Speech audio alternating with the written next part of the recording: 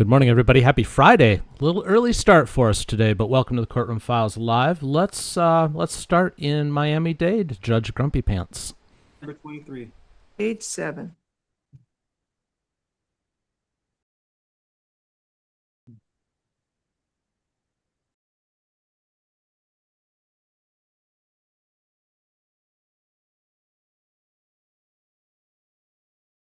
All right, Mr. Horn there? Not his attorney, he's the victim representative, just so we're clear. Good morning, Mr. Horn. You were arrested for 2 cases, petty theft, 2 or more convictions, and trespass after warning from July 13th of 2025, and petty theft, 2 or more convictions from July 24th. I will appoint the public defender's office for you. You're also out on probation. There's a hold for F25-9516. All right. Let me review for probable cause.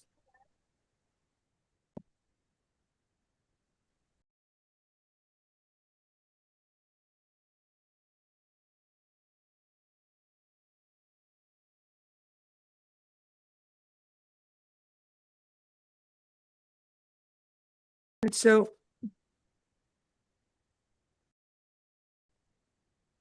there's probable cause for the charges in F25-15800.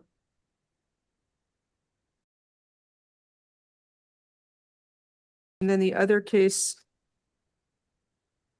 that's the CVS from downtown. So you are ordered to stay away from the CVS pharmacy store at 888 Biscayne Boulevard in Miami, Florida. You are not allowed to go to that store and you must stay away from there, sir. Do you understand?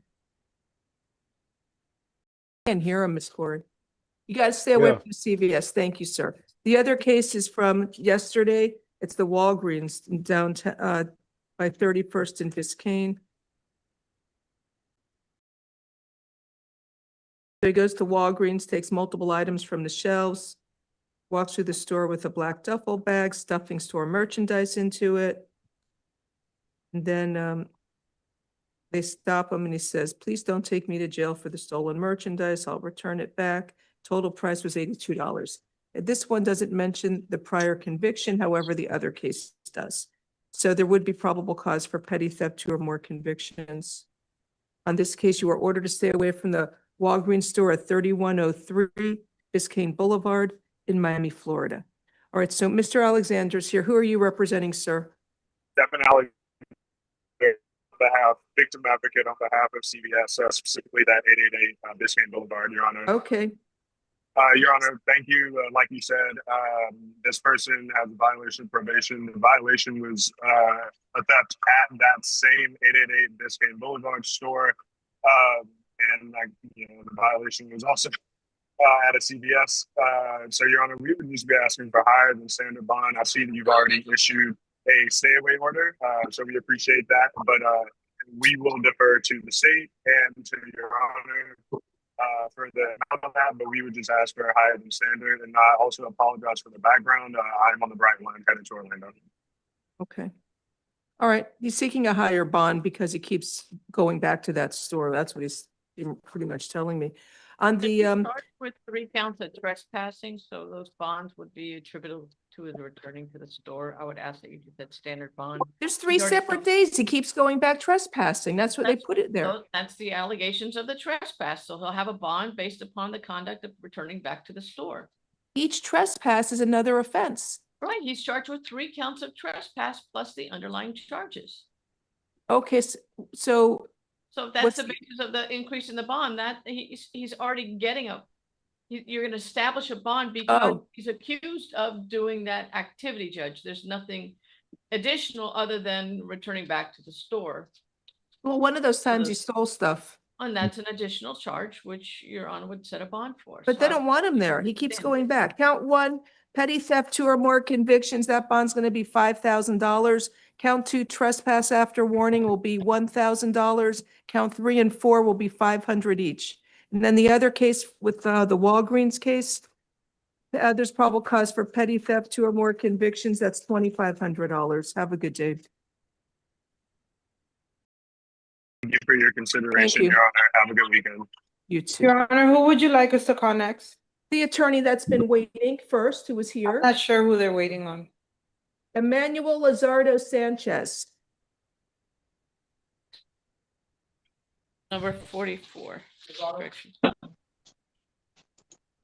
Your Honor, also on that gentleman, for the fugitive, he's in Judge De La O's courtroom. Why would he be there if his cases are? Because his case wasn't closed, he was just ROR'd. Oh, I understand. Can we set it in the afternoon to see what happened there? Yes, ma'am. Thank you. One minute.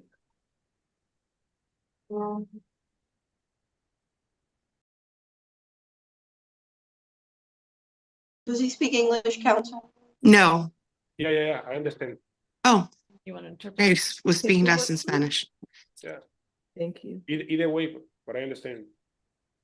Good morning. This is Mr. Emmanuel Lizardo Sanchez. He's on page 13. Sir, you were arrested for organized scheme to defraud, grand theft, 3 counts of retail fuel theft, and also 3 counts obtaining fuel fraudulently, possession of a vehicle with an illegal tank or container, and of dealing in stolen property. So this is from yesterday, July 24th. Your attorney is here. Good morning.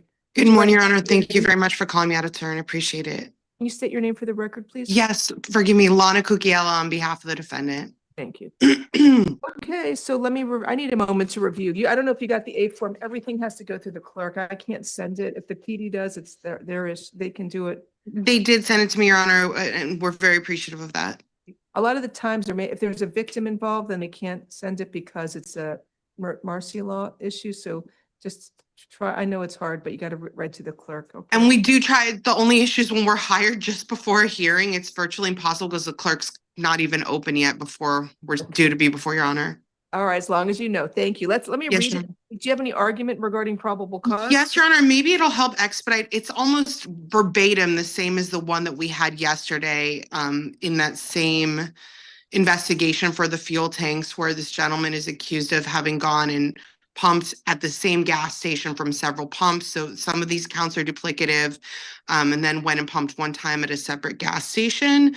And just as the A form yesterday, there's no facts whatsoever from which we could conclude these credit cards are stolen. We're just told that he uses some credit cards, but we don't know who owns the credit cards. There's not even a recitation that says they're stolen other than the charge itself. So that may All right. expedite your review. So Ms. Sturgis yesterday, I mean, he's stealing a lot of fuel. Yesterday, she agreed to It was a total 15,000, Your Honor. So it was for each of the duplicative charges, just one count and the rest were ROR'd. This one's a little bit more, and this is from yesterday. So he's at this he's doing this yesterday at the Wawa in Hialeah. Let me just read it through carefully. Yes, Your Honor. Is yesterday's case the same defendant or a different defendant, similar facts? It was a different defendant, similar facts from the same investigation. And the only difference between today's A form and yesterday is that there's 2 gas stations involved.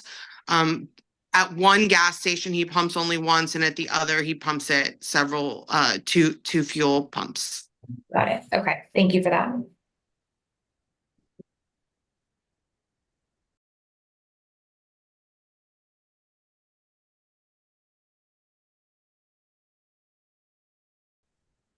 So if you wanted to bring in the detective to see if the credit card was stolen, you can do that. Then it would be probable cause, I guess, for everything. And Your Honor, I would just argue that we're limited to the 4 corners here today. I don't think we'd be able to get the detective in over the weekend and then he'd be. No, we're going to call him now. I would waive if, I just want to get him out before the weekend is my main concern. So I think my bigger argument is I'd be asking for ROR on those duplicative counts, same as we did yesterday. But this one's not duplicative if he went to 2 different gas stations. Give me a moment to read everything, please. Yes, Your Honor.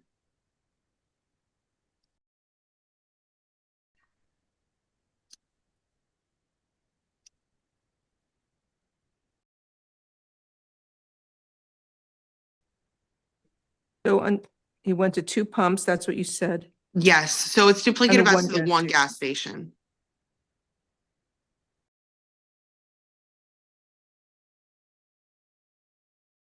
So we had 4 separate transactions totaling $192. I'm sorry, totaling 191.161 gallons of diesel fuel from that first gas station. amounting to $697. He used 4 different Visa cards via contactless payment methods, and it lists the cards. It doesn't mention the cards being stolen. I think you should call in Ms. Sturgis, can you get the officer in or deputy or I detective? I will do my best, Judge. Yes, if you want to pass briefly, I can, Call him now while we're waiting. It's fine. okay, great. Well, then we'll wait. I'm going to try and pull up a number. If you'll just give me a moment. I was still reading anyway.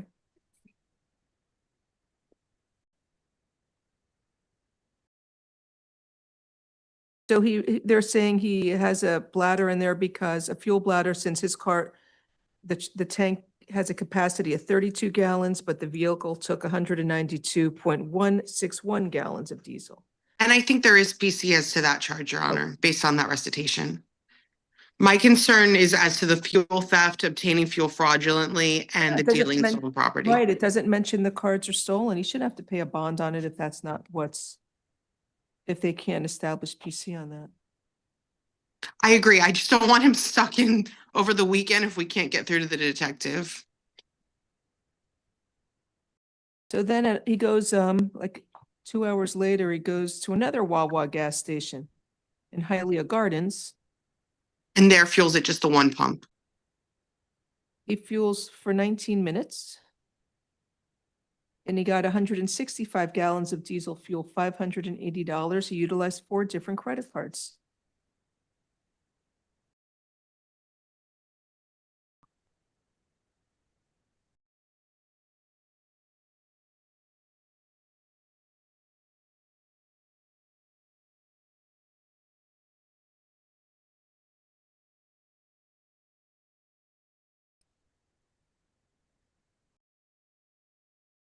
There's another one, though.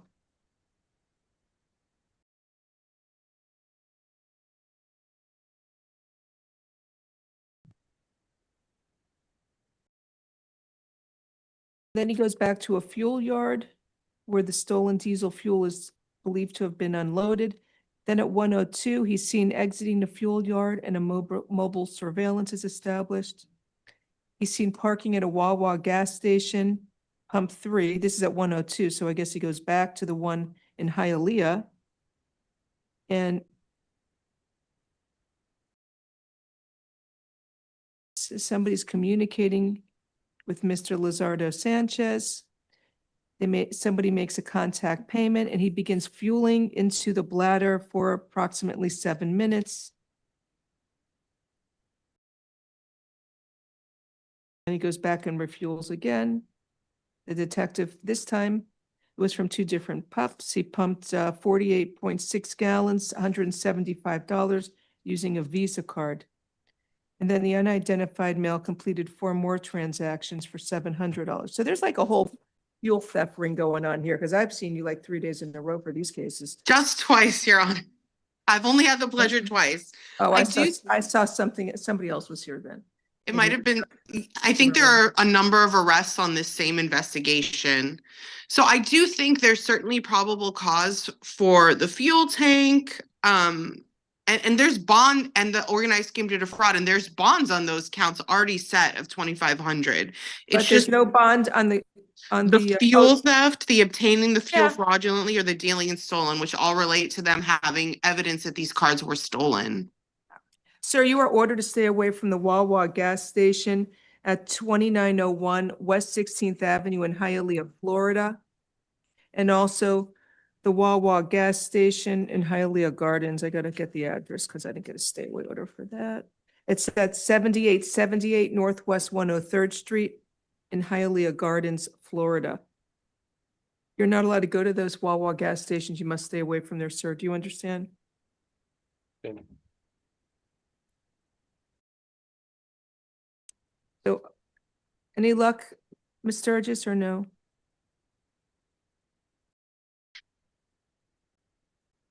No, Judge, I tried calling and now I sent a text. It went straight to voicemail, so I sent a text message, and I have not heard All right. back. So you want me to set a bond? I will. Yes, Your Honor, I don't want him stuck in over the weekend. I would just ask that we do what we did yesterday, and for the charges that relate to the same gas station, I'd be asking for an ROR. I'm not going to do that. I'm setting bonds. If you're okay with me setting bonds, I may lower. Yes, Your Honor. Setting bonds. Count one, organized scheme to defraud. There's probable cause for that. I'll split one and two. Count one is $1,000. Count two is $1,500 for grand theft. Count three, retail theft of fuel. I'll set that bond at $2,500. Count one, 1,000. Count two, and 1,000. Count three. I'm sorry, one, two. I meant one. That was two, count sorry. 3, 4, and 5, Your Honor. 3, 4, and 5, right. Count, six, obtaining fuel fraudulently is $2,500. Although that's a second-degree felony. Count six will be $5,000. Count seven is $2,500. Count eight is $2,500. I'm sorry, count nine is, let me go back. 1, 2, and 3. 1 is 1,000, 2 is 1,500, 3 is 2,500. Count 4 and 5. 1,000. 1,000 each. Okay, so count six, obtaining fuel fraudulently is $5,000. Count seven is $2,500. Count eight is $2,500. Count nine, possession of a vehicle with an illegal tanker container is $2,500. And count 10, dealing in stolen property, it's 3 counts of that. Count 10 will be 25. What do you want me to do? Just split them all? I'll do 1,000, count 10. Thank you, Your Honor. Count 11 will be 1,000 and count 12 will be 500. All right. I should do Thank it. you. I won't, and I should do house arrest. You come back again, you'll be locked up in jail until your trial. You have a good lawyer, listen to what she tells you, sir. Thank you, ma'am. Thank you, Your Honor. Have a great weekend. You too. Well, she's between contestants. Good morning once again, everybody. Happy Friday. Actually, a fairly slow start out in the court world this morning, so we'll continue with Judge Glazer here for a little while longer as others make their way into their courtrooms, but everybody's kind of off to a bit of a slow start. But that's okay. Judge is always entertaining here at Judge Grumpy Pants. What's your case, sir? Brandenburg. I'm not calling it now. I just asked you what Robert it is. Brandenburg. Oh, that's Robert right there. He's right here. He's number 27. Get it after. They got to pull Hi, him. Robert. How you doing? Who is it? What is his name? You have an edit- Corrections, when you have a chance, bring me in Cleaver Sanchez Granda, okay? Theft of a bike out of a garage in Miami Beach. You want me to pass it? No rush. Oh, So okay. sorry, I was trying to get you. No rush. Attorney's waiting for his brother. Okay. Let me know when you're ready. How about that? Good morning, Mr. Brandenburg. You have an added charge for grand theft. I will appoint the public defender's office for you. Your Honor, this is an added charge. On yesterday, you gave him, on the 23rd, you gave him house arrest alternate on his previous case. No stealing more bicycles? This is from April, Judge. I see no value. I would add Okay, for house arrest with an alternate judge. I'm not gonna do that. He keeps stealing bicycles. Stay away from the victim's property at victim AP and his residence at 6484 Indian Creek Drive in Miami Beach, Florida. Miss Sturgis, you want to call up the detective and see what the value of the bicycle is, please? Yes, Judge, I'm happy to do that. I don't see a value either. Just give me one moment. I'll try and pull this up. Okay.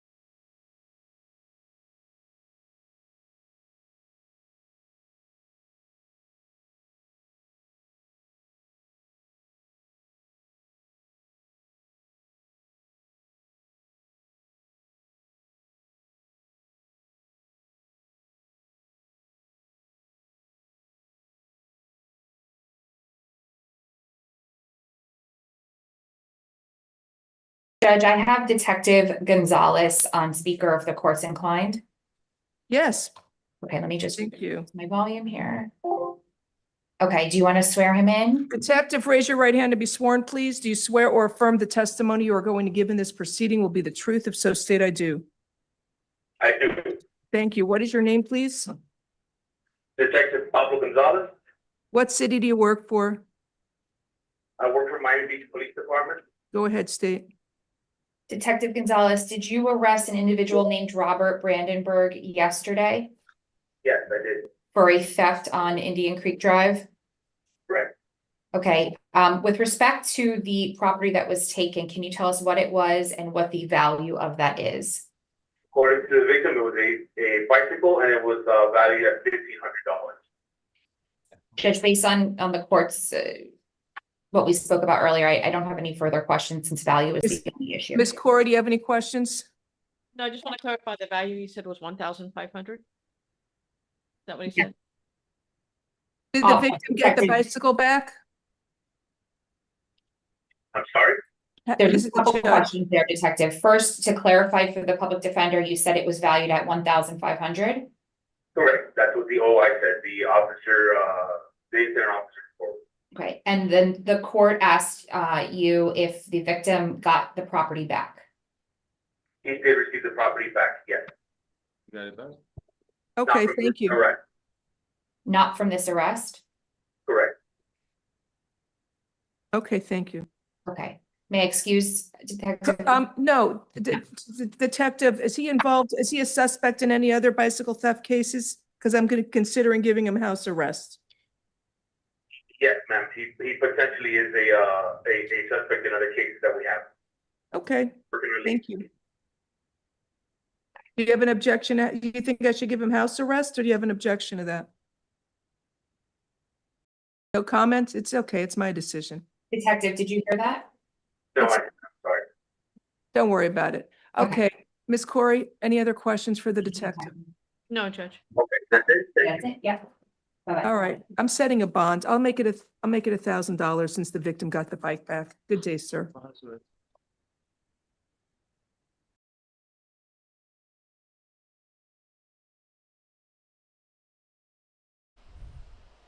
Michael, thank you so much for gifting the membership. Rachel, congratulations. You're now a channel member. So enjoy that. But again, Michael, thank you so much. 10. Thank you. Number 35. Okay, thank you. Good morning, sir. You Does were he arrested. speak English? English is fine, Ask him. right? I'm fine. Yes. English. Thank you. All Thank you. right. Sir, good morning. You were arrested for 3 cases. They are possession of cocaine, possession of drug paraphernalia, one from April 16th, which is retail theft with a prior conviction. And then another case from November 6th of 2024, retail theft with a prior conviction. I will appoint the public defender's office for you. I need a moment to review all of the cases for probable cause. The first one, the possession of cocaine, it's a glass pipe with residue. So there's probable cause for that case. $1,000 count 1 and $500 count 2. And the other case, F25-15776, that's a retail theft from April 16th, where it's alleged Mr. Maldonado removed multiple gallons of Mobil 1 motor oil from the business and left the store. It lists the value of $242.94. Let's see, he stated, I'm here for the shoplifting. I did it. At least he was honest. And he has prior theft conviction. So that would be probable cause for petty theft, 2 or more convictions. It mentions prior convictions. So this case, there's probable cause for petty theft, 2 or more convictions. I'll set the bond in this case at $1,500. And sir, you are ordered to stay away from the Advanced Auto Parts at 13820 Southwest 152nd Street in Miami, Florida. You are not allowed to go to that store and you must stay away from there, sir. And the other case, it's also the same Advanced Auto Parts store.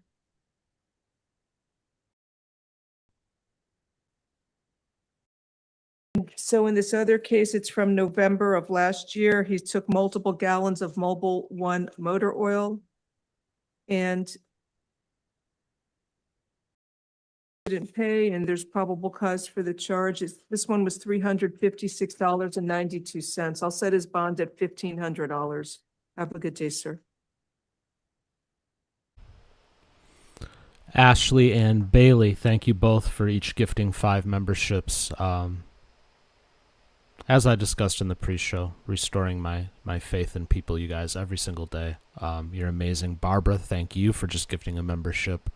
I love this space, I really do. And it's the generosity of all of you and the fact that you take care of each other so well and you take care of me. This is a special place, so thank you.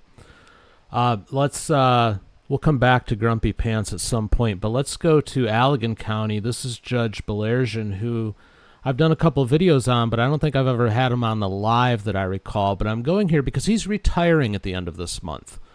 So let's give him an opportunity to be on the show before he steps away from the bench. Good.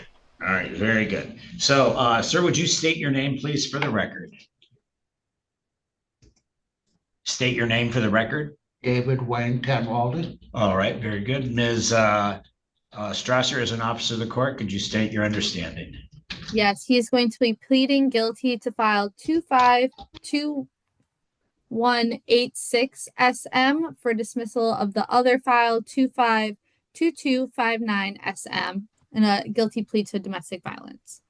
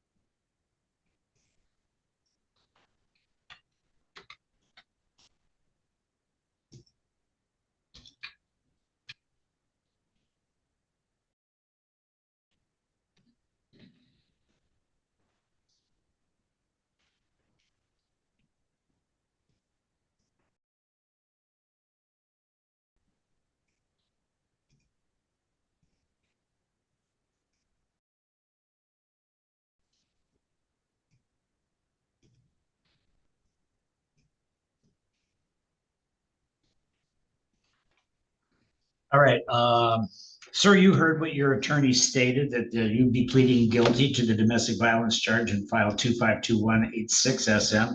And the other file, also a domestic violence charge, will be dismissed. Is that your understanding of the agreement? All right. Now, you understand, sir, that you have a right to proceed to trial. And if you did proceed to trial, the prosecutor would have to prove that you're guilty beyond a reasonable doubt in each of the charges made in both cases. You understand that? That would not be a problem. I was guilty. Be that as it may, I need to go through this to make sure you have an understanding, okay? Yep. But you understand, if you did go to trial, the prosecution has the obligation to prove that you're guilty beyond a reasonable doubt. Right. You understand that if you make a plea here today, you're going to tell us you're guilty to the one charge, and the people will dismiss the other charge. You understand that? Yeah. You understand there will not be a trial of any kind. Right. All right. And that's your intention. Yes, sir. Has anyone tried to frighten you or force you into doing this? No. Has anyone made any promises to you that I am not aware of or that have not been placed on the record? No. Are you currently on probation or currently on parole for any other criminal conviction? Just domestic violence. Are you on probation or parole right now for an existing? Yes, sir. You are. All right. And where are you on probation?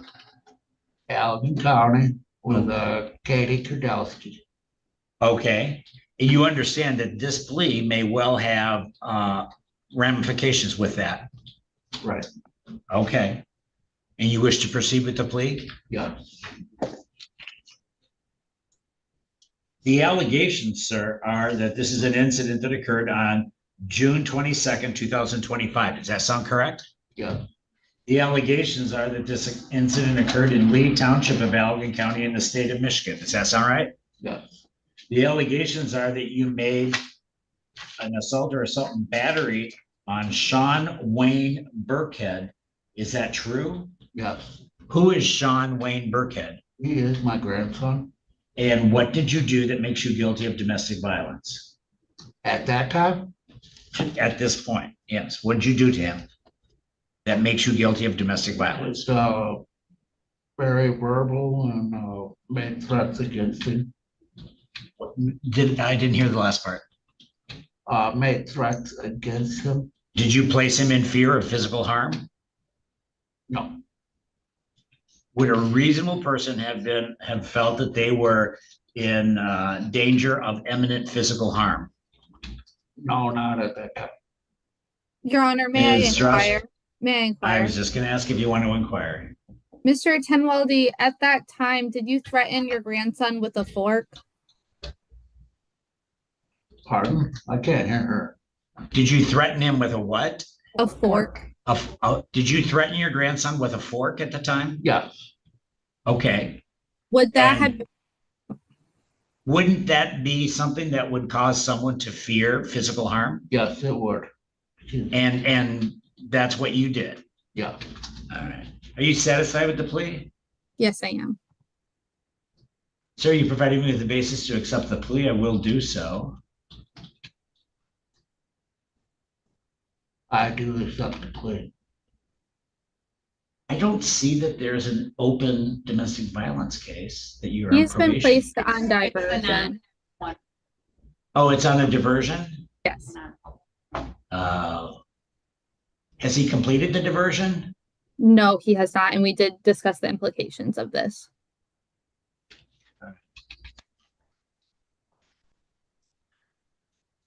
Do we have victim notice on this?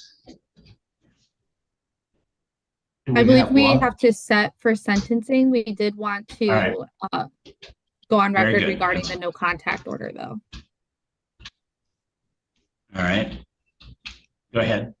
I have spoken with both grandsons, both alleged victims in this cases, as have the prosecutor's office, and neither of us are opposing that the no contact order be amended to non-assaultive contact.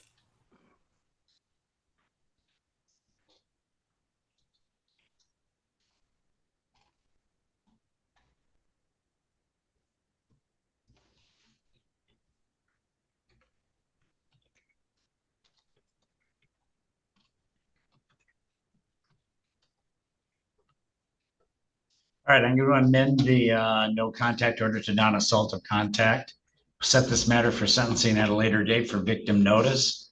And you are all set, sir. You can leave the court. Non-assaultive contact means just that, non-assaultive contact. You understand that? Right. You have to conduct yourself with civility. All right? All right, you're all set. You can leave the court. Thank you, sir. We need to take the headsets off. Well, they've helped me here so well.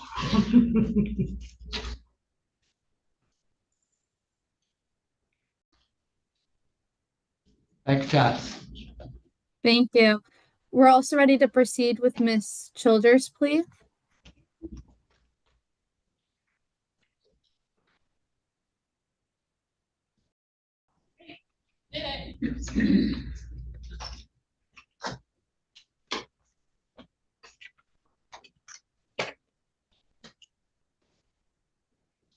Go on the record in the matter of the people state of Michigan versus Brittany Childers. I just let her in a minute ago, but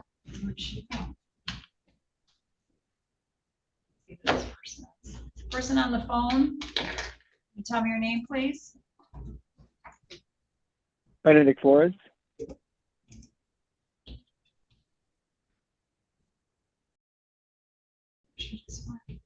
Who is the inmate? Sir, what is your name? Clausen. Full CLOSSON. name.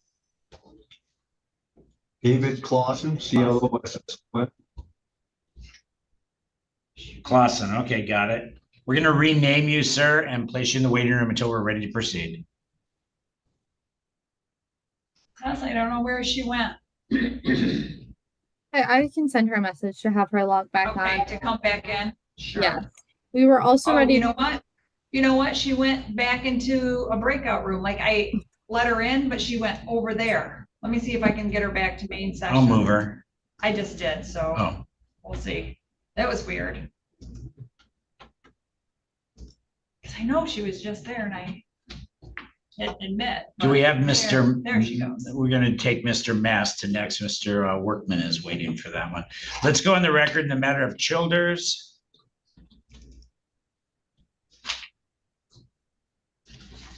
And that is file 251948. SD. And let's have a parent. Ms. Childers, can you hear me? Yes, I can, Your Honor. State your name, please. My name is Brittany Childers. Okay, and I apologize for my mispronunciation. No disrespect was intended. Ms. Strasser, your appearance. Ms. Strasser on behalf of Ms. Childers. And your understanding of the resolution. Should be entering a guilty plea to operating while intoxicated first offense, and they will be dismissing the balance.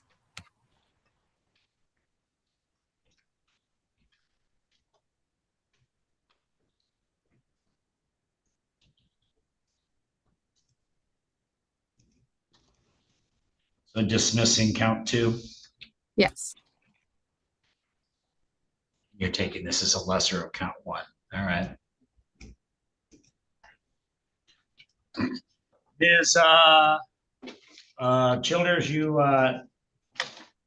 have a you understand what Ms. Strasser stated? Yes. And as a result, you wish to proceed in this matter. Is this your agreement? Your Honor, I apologize. I just misstated. The offer was operating while intoxicated first offense and the open container. Your Honor, I apologize. We're going to have to wait one moment. I received an email back from the prosecutor as they're sending the sheet down, asking me to clarify. So I do want to clarify before we go on record. I apologize. All right, so let's go off the record on this one. And then we'll go on the record with Mr. Workman. Do you have Mr. Mast or Ms. Christopher Mast with you? No, he's out here though. All right, we'll bring him in. Yeah.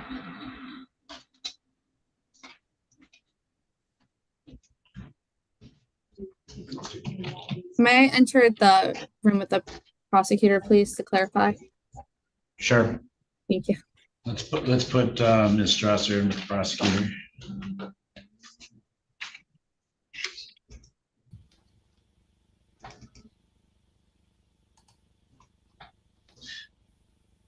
All right, let's go on the record in the matter of the People's State of Michigan versus Mast, file 252013 SD. And Mr. Workman, want to place your appearance on the record, please? Yes, good morning, Your Honor. Attorney Justin Workman on behalf of Christopher Mast, who I see on Zoom. Mr. Mast, can you hear me? I can, yes. Good morning. And state your name, if you would, please. Christopher Mast. All right. And Mr. Workman, you want to go ahead and state your understanding of the charges here?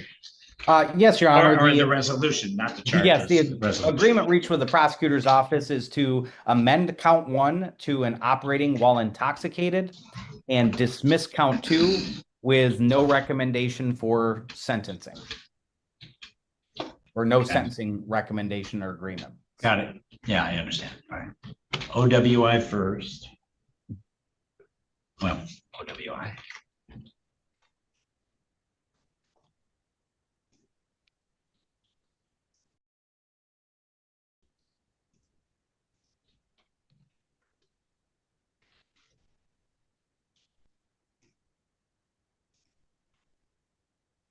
All right. Mr. Mast, you heard what your attorney stated. Is that your understanding of the resolution? It is, yes. You understand you have a right to proceed to trial. And if you did proceed to trial, the prosecution would be obligated to prove that you're guilty beyond a reasonable doubt of each of the charges made against you. You understand that? Yes. You understand further that if you make this plea, you're going to tell us you're guilty of operating while intoxicated. The people will dismiss count 2. And that's how this matter is going to be resolved. There will be no trial. Is that your understanding and is that your intention? Yes. Has anyone tried to frighten you or force you into doing this? Yes, it Has is. anyone tried to frighten you or force you into doing this?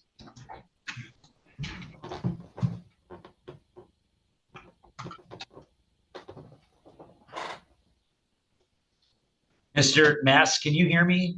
Yes, yes, I can hear you now. I'm sorry. Has anyone tried to frighten you or force you into doing this? No. Has anyone made any promises that have not been placed on the record here today? No. Are you currently on probation or currently on parole for any other criminal convictions? No. The allegation indicates that this is an incident that occurred on or about June 8, 2025. Does that sound right? Yes. The allegation indicates that this incident occurred in the city of Douglas, county of Allegan, in the state of Michigan. Does that sound correct? Yes. The allegation indicates that at the time you were operating a vehicle on Blue Star Highway. Is that true? Yes. And at the time you were operating, were you intoxicated? Yes. What was your blood alcohol, sir? It blew at 0.24, I think.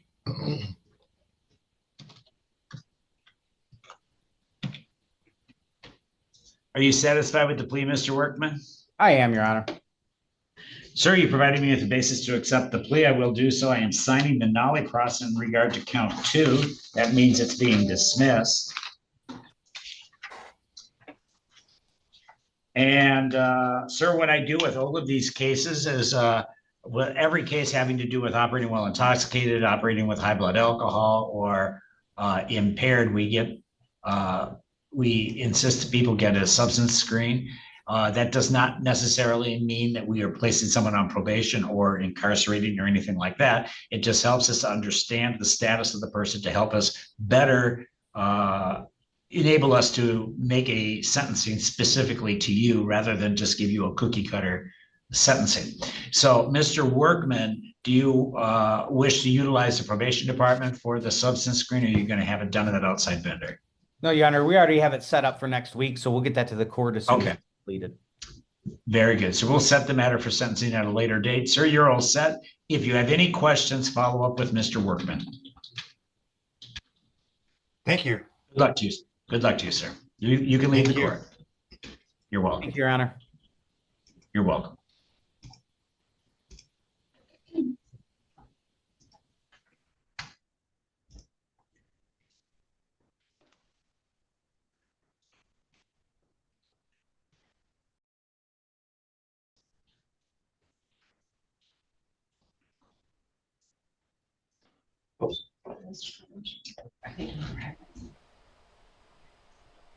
Mr. Mast, you're all set. You can leave the court. If you have any questions, follow up with Mr. Workman, okay? Mr. Ledoux, are you ready to proceed with something? I need a breakout room with Joseph Fury if he's in the call. F-U-R-E-Y. Yep, that's fine. I got it. Yep. Joseph Fury. Yeah, I got it.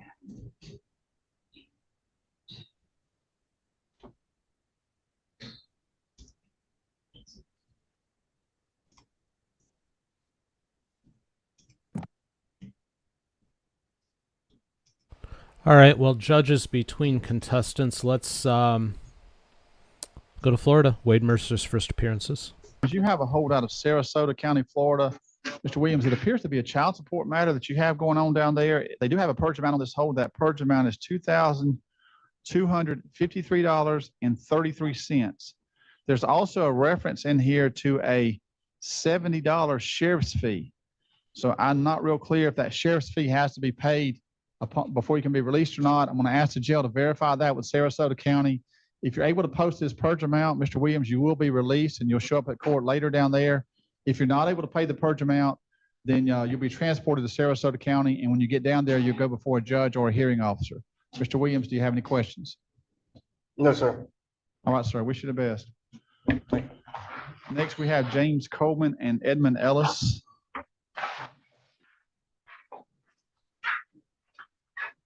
Mr. Coleman and Mr. Ellis. Good morning, gentlemen. I'm seeing you at the same time because your cases are essentially identical for what I'm about to do, and that is advise you both that you are accused of violating the terms of your supervision with the Florida Department of Corrections, either probation or community control. In both of your cases, the circuit judge has signed a no bond warrant. What that means is you're going to be held with no bond until you can get over to circuit court and try to get this case resolved. What we try to do at first appearance is if we have an affidavit filed like we have in your case, we'll go ahead and arraign the person and get them a lawyer appointed if they're wanting one. Mr. Coleman, would you like to have an attorney appointed to represent you? Yes, sir. All right. And Mr. Ellis, same question. Yes, sir. I'm going to appoint the Public Defender's Office of the 14th Circuit to represent each of you. Listen to Mr. McDaniel, and then I'll see if you have any questions. Your Honor, we're going to enter a plea of not guilty. As I said this in August 21st court docket. I've already advised them, Mr. Green, to come by and talk to them prior to that hearing. Thank you, Mr. McDaniel. Mr. Mitchell, anything? No, Your Honor.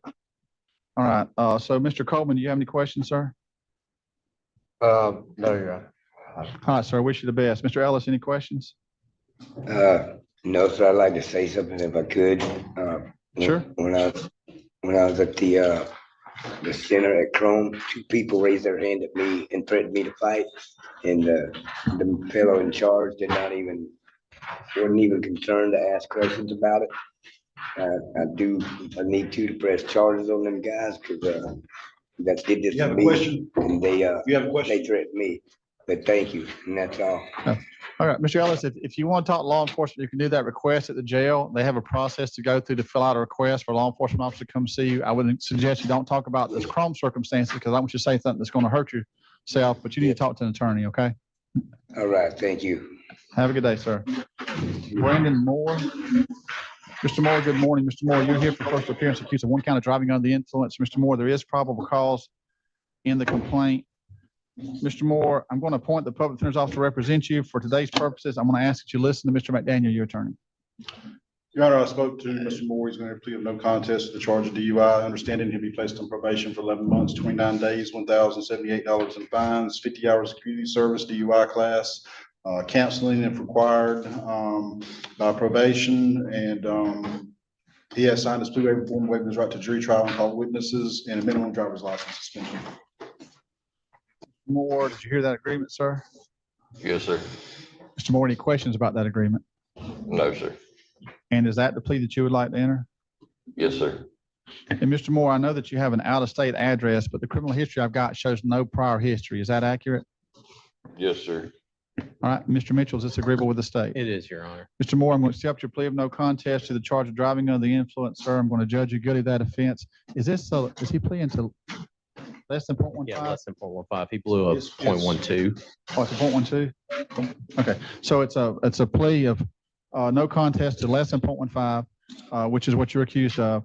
I'm going to judge you guilty because that's what state law requires, sentence you to 11 months and 29 days probation. Mr. Moore, you'll have the standard conditions of probation plus the following special conditions: $1,078 court costs and fines, successfully complete substance abuse counseling. It's at least once a week.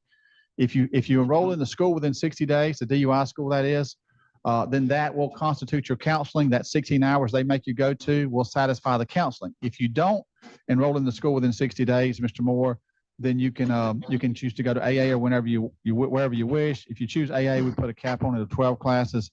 50 hours of public service work are required by statute. I do recommend the minimum driver's license suspension. Mr. Moore, two things. Number one, it's possible to get off probation early. The way you do that, Mr. Moore, is when you get to the halfway point or anytime after the halfway point, if you've got everything done, you've stayed out of trouble, there's a very good chance of you getting off probation early. So I would suggest that you try to get everything done early so you can get off early. You've got to do half the probation, so you can't get off before the halfway point. Secondly, what's going to happen next is they're going to let you get dressed, let you use the phone if you wish. They're going to bring you to the courthouse because that's where the probation office is at. Mr. Moore, when you get here, you'll meet with the probation officer. They'll go over the probation with you. They'll answer any questions you have, and then you'll be free to leave. Mr. Moore, do you have any questions you'd like to ask me? No, sir. Mr. Moore, we had someone just come to the courtroom. Let's make sure they're not on this case. I recognize Mr. Ellis there. You're not here on Mr. Moore's case, I'm assuming. Mr. Moore, we'll see you at the courthouse in a little while. And if you use the phone to contact friends or family, make sure you tell them you can be picked up at the courthouse in 30 or 45 minutes. You won't be at the jail. You'll be at the courthouse, okay? Okay. Have a good day, sir. You too. Nicholas Prager. Mr. Prager, good morning. I first appeared you early this week on the charge of driving while license suspended or revoked knowingly. I believe I held you for the state of Alabama because of a very recent charge in that state. I have heard nothing at all. Corporal, anything that you've heard from the state of Alabama regarding any kind of warrant? No, Your Honor, we have not received anything from them in any way, shape, or form. Mr. Mitchell, anything from the state of Alabama? No, I haven't heard anything, Your Honor. Mr. McDaniel was right once again. So Mr. McDaniel, you were correct. You said they probably wouldn't place a hold, and you're right. So I'm going to release that hold from the state of Alabama. You've got the bond set in Florida, but Mr. McDaniel's text this morning says you may want to go ahead and resolve the case. So I want to ask that you listen to Mr. McDaniel, and we'll talk about the Florida charge at this time. Your Honor, I spoke to Mr. Prager. He's going to plead no contest. The charge, driving license suspended, revoked, understanding. He's going to be sentenced to 10 days in the county jail. He'll have 5 days jail credit. He can be released from the jail by paying the sum of $400 at the clerk of court. And once he makes that payment, he's released. He has signed his plea waiver form, waiving his right to jury trial and call witnesses. Thank you, Mr. McDaniel. Mr. McDaniel. Mr. Mitchell, is that agreeable with the state? It is, Your Honor. Mr. Prager, did you hear that agreement? Yes, sir. Mr. Prager, do you have any questions about that agreement? No, sir. And is that the plea you would like to enter? Yes, sir. I'm just Prager, ready I'm to get gonna on and accept get your- to my family. All right. Accept a plea of no contest to the charge of driving while license suspended or revoked knowingly, withhold adjudication of guilt. Sentence you to 10 days in jail, but you have a purge amount of $400 that you can pay at any time before you complete the sentence, including today. And when you pay that purge, you'll be released. You have credit for 5 days. The credit only matters if you don't pay the purge. So if you don't pay the purge, you're going to be there till next week. Now, Mr. McDaniel probably told you this, but I want to make sure that you were told that purge amounts have to be paid at the clerk's office when they're open. So I don't want you to have friends or family show up at 5 o'clock today and the clerk's office closes at 4:30. If they can pay it, will be next Monday if that happens. Okay. Make Yes, sure sir. you tell your friends or family to pay it at the clerk's office. Their hours are 8 a.m. to 4:30 p.m. Monday through Friday. So Yes, make sir. sure you get it paid today so that you can get out today. Mr. Prager, Yes, any sir. questions? No, sir. You'll get to use the phone in just a few minutes, sir. Yes, sir.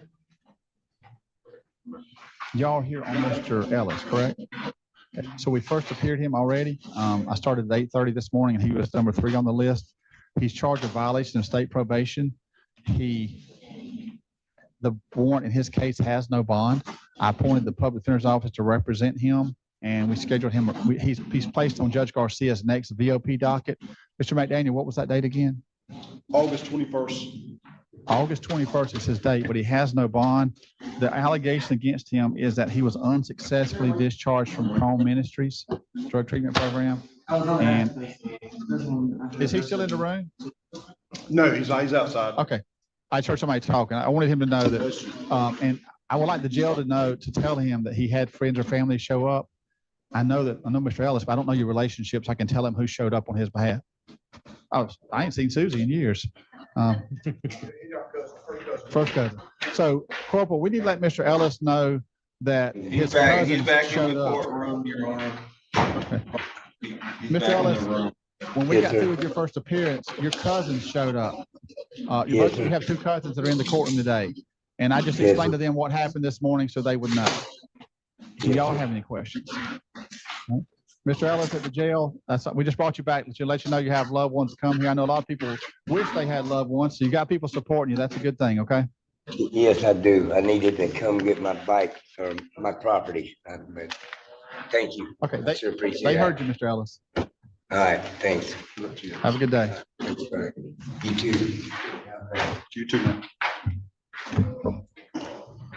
So the other thing I didn't tell you is the public defender's officer was appointed to represent him, and that is Guy Green.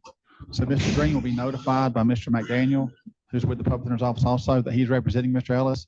He will go to the jail and see Mr. Ellis before the court date. The other thing you missed is Mr. Ellis started talking about why he left Chrome, that he felt threatened and things like that. That's something they'll deal with in circuit court. Right now, she's got a no bond warrant because he left. Okay. Thank y'all for coming. The question is, the jail won't have it. The question they asked was, would the jail release his bike, his motorcycle to them? And I'm sure the jail doesn't have it. So do we have an idea where it's at? He did have to contact the sheriff's department and see where they impounded it, Your Honor. Which one arrest do an you want? agency. He can make a call after first appearance and talk about that. Who do you want him to call? Okay. So tell him, if you will, please, Corporal, just tell him to give his cousin a call and they can talk Yes, about the bike issue. Okay. It may have been Yes, sir. towed. It probably was towed. I really don't know. Okay. All right, Mr. McDaniel, that's everything I had. Anything else from the Public Defender's Office this morning? Nothing else, Your Honor. And Corporal Drown, Maybe anything else so. from the jail? Off the No, record. Your Honor, that's it. Maybe something off the record, but Okay, no problem. And Mr. Mitchell, anything else before we cut the jail loose this morning? No, Your Honor. Ladies and gentlemen, that concludes our first appearance. Okay, he's done. Let's go say good morning to our bear friends up in Alaska. There's a few of them out there. They just zoomed out, but I'm counting 3, maybe 4. There's one that's up right by the falls that kind of looks like a rock, but it's not a rock. Real quick, while we look at our bear friends, starting tomorrow, which is Saturday, I'm 85% certain that we will be doing our game night. So that will be 8 p.m. Eastern, 5 p.m. Pacific. We will get on. I will play some Xbox. Mrs. TCF might even join me. And we'll play for an hour or two, and just a place for us to hang out and do something other than court. I reserve a 15% possibility of not doing it this Saturday, though, given the tech issues that I encountered yesterday, but it looks like everything's good to go. So if you're not, if you don't have the notification button turned on, be sure to turn on notifications so you'll be alerted if we do go live tomorrow night as planned. If it doesn't happen this weekend, it'll happen by next, but we should be good to go. Anyways, let's go back to Judge Belergian. It looks like Miss Childers might be back. Container. So we're back in regard to that then. Is that what the sheet said, Joe? No, I have it. Yep, I got the sheet on it. But does it say Yeah, dismiss? yeah. Dismiss open container. So, Run it again. yep, that's fine. All right. In regard to this, then I'll go ahead and sign the nollie process pertaining to count 2. I think we've already taken it, correct? I want to make sure that did we go through the actual plea process? No, yet, we or did not. I had just stated it when that concerning. All right, so let's go through that. Ms. Childers, you understand you have a right to a trial, and if you went to trial, the prosecution would be obligated to prove all aspects of the charges beyond a reasonable doubt for each of the matters brought. Yeah. And if you accept this plea, you're going to tell us you're guilty of operating while intoxicated, first offense. The people will dismiss count 2. Is that your understanding and intention? Yes, Your Honor. And you understand if you do that, you're going to tell us you're guilty of operating while intoxicated, and there's not going to be a trial of any kind. Is that your intention? Yes. Has anyone tried to frighten you or force you or intimidate you? Nope. Has anyone made any promises to you that I'm not aware of? Nope. Are you currently on probation or parole for any other criminal convictions? I'm sorry? I'm not. All right.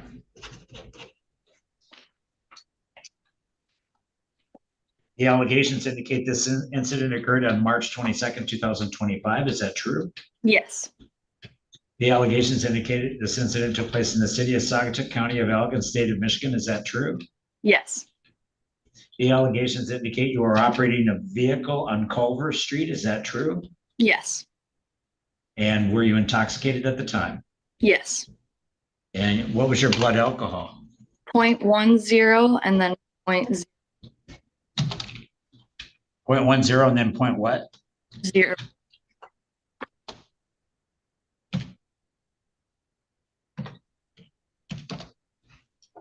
Are you satisfied with the plea, Ms. Strasser? Yes, I am. We'll go ahead and accept the plea, set the matter for sentencing at a later date. Ma'am, with all of these cases pertaining to either operating while intoxicated, high blood alcohol, or impaired, we required a substance screen to assist us in formulating a sentence. Ms. Strasser, have you given her the number for the probation department? Yes, I have. All right. Just give that number a call. Tell them you need to do a substance screen, and they'll take it from there, ma'am. Good luck to you. Thank you very much, Your Honor. You're welcome.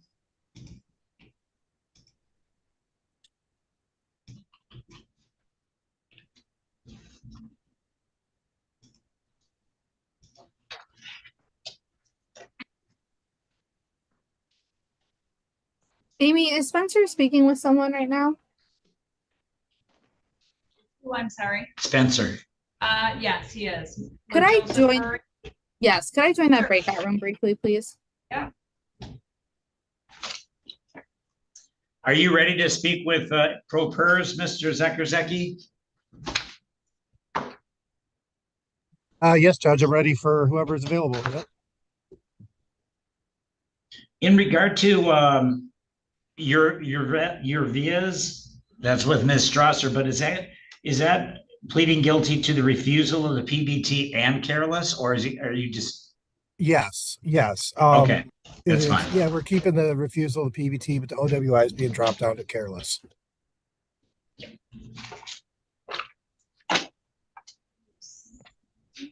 Hi. All right, any pro pers that are in, let's As put them I'm in. looking here, I feel like You looking for me?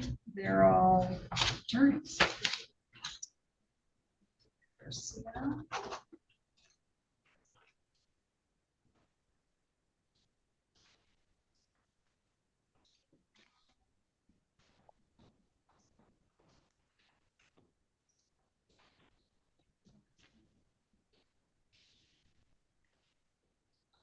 Didn't you nally Mr. Morrison? Is that right? Has Morrison been, He's still sitting out here. did you I don't- dismiss Morrison? Yes, we did.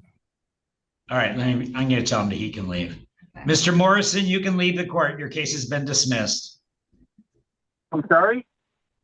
Your case has Hello? been dismissed. Mr. So we're all- Morrison, Yes, this is the judge speaking. You can leave the court. Your case has been dismissed. okay, sir, thank you. You're welcome.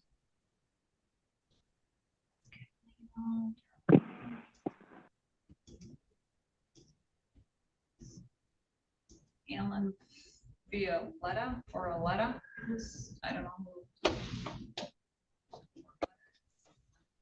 Attorney. Yeah, I don't know who he is, but it's still an attorney. Well, we're doing pro pers now. Yeah, I'm looking to see, I'm going right down the list and I think they all have attorneys. No, Robinson doesn't have an attorney. Tipton doesn't have an attorney. Tipton, oh. Why did I think that she talked to him, Rob? Okay, so. And Klingenberg doesn't have an attorney. And neither does Sharp. Okay, well, the only one that's Tipton's in here. All right. But the other ones. All right, well, they sort stuff out. Let's go check in on Grumpy Pants as it gets closer to lunchtime over there and see how it's going. Full in place of employment at all times. So.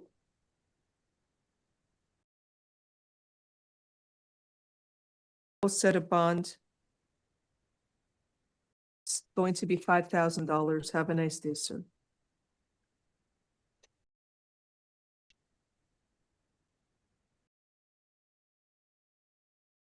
We don't have the next step.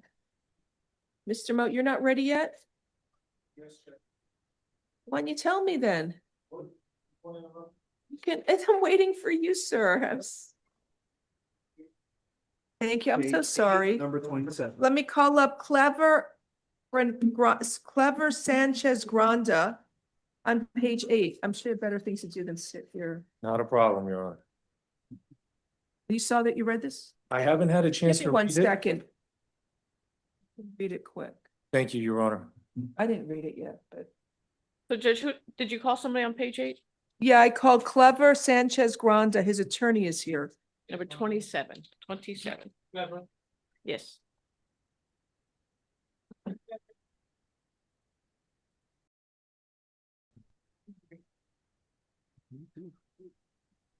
Counsel, does he speak English?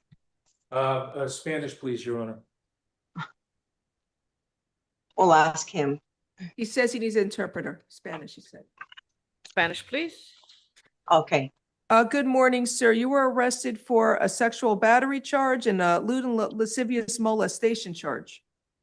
Señor, le han puesto cargo por esto, agresión sexual y también el cargo de abuso lascivo y perverso hacia un menor. It's from April 27th of 2025. y es de la fecha del 27 de abril del 25. So your attorney is here. Good morning. Good morning, Judge. Attorney Tu Thomas. abogado Moore. está presente. Buenos días. Mr. Thomas Moat is here, as well as somebody's here for, Mr. Sanchez's brother, Andres Sanchez, is present, Your Honor. El hermano Sánchez también está presente. Judge, my understanding is that the state is filing a motion for pretrial detention in this case. I the would, interpreter, just give it a second. Sí, entonces lo que entiendo es que la fiscal está presentando una moción para una detención antes de juicio en este caso. I haven't seen that motion, Judge. I'm not sure what. Here. Oh, Y no he visto esa moción todavía. I emailed it to Mr. Moat. okay. Here's a copy of it. You want to see it? It's the Yes. same, they're all the same. Yes, Your Honor. Aquí hay una copia, todos son iguales. Yes, Judge. I'm not sure, because this is kind of a boilerplate motion. I'm not sure which portion of their motion that they're relying upon for the pretrial detention. Entonces esto básicamente es una moción, yo no estoy seguro porque es una moción que es muy parecida a otras, yo no sé qué porción de su moción ellos están confiados para la detención de antes de juicio. Would that be because it's a 16-year-old child that he allegedly sexually battered? Entonces, fiscal, eso es porque es un menor de 16 años que él alegadamente agredió sexualmente, por And it's eso. considered a dangerous crime, that's why. It's a first. Eso es un delito peligroso. That's correct, Your Honor, and it's one of the enumerated offenses pursuant to the statute. Sí, es una de las defensas de acuerdo a la ley. All right, sir, you are ordered to stay away from the alleged victim whose initials are YB, that's the child. Yes, Judge. Entonces, señor, usted le han pedido que se aleje de la supuesta víctima, que los iniciales son YB, que es el menor. No contact with the victim either directly, indirectly, in person, in writing, by telephone, or through third parties. No puede tener contacto indirecto o directo en persona, por teléfono, texto, correo electrónico, escrito o a través de tercera persona. And no contact with the victim through social media or other electronic means. Tampoco puede tener contacto por medios sociales o dispositivos electrónicos. Do not engage in any criminal activity. Do not use or possess illegal drugs. No puede tampoco participar en actividades delictivas, usar o consumir o poseer drogas ilícitas. And do not use, purchase, possess, or carry a firearm, gun, weapon, or ammunition.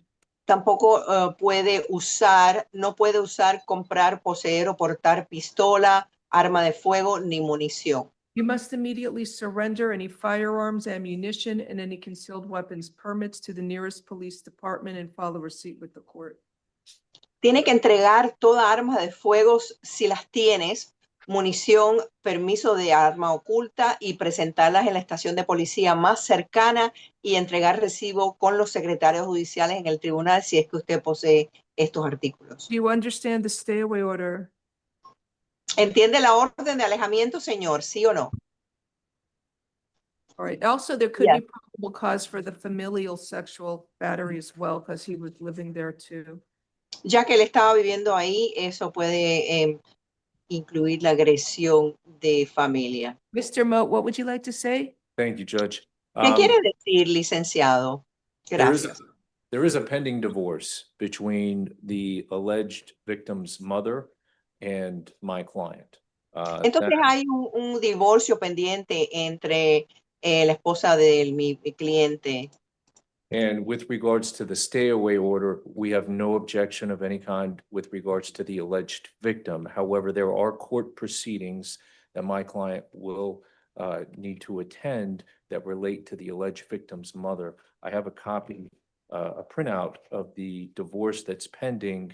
It's Miami-Dade Miami-Dade Family Case Number 2025-013119 FC04.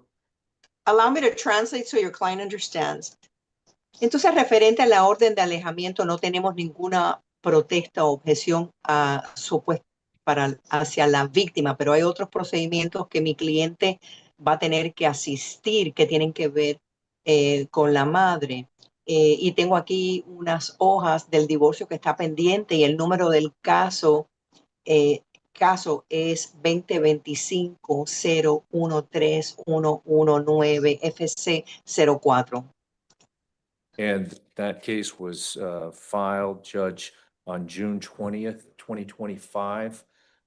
And with regards to the stay-away order, there is usually a portion that restricts on a stay-away order from coming near the residence. Can you speak louder, please?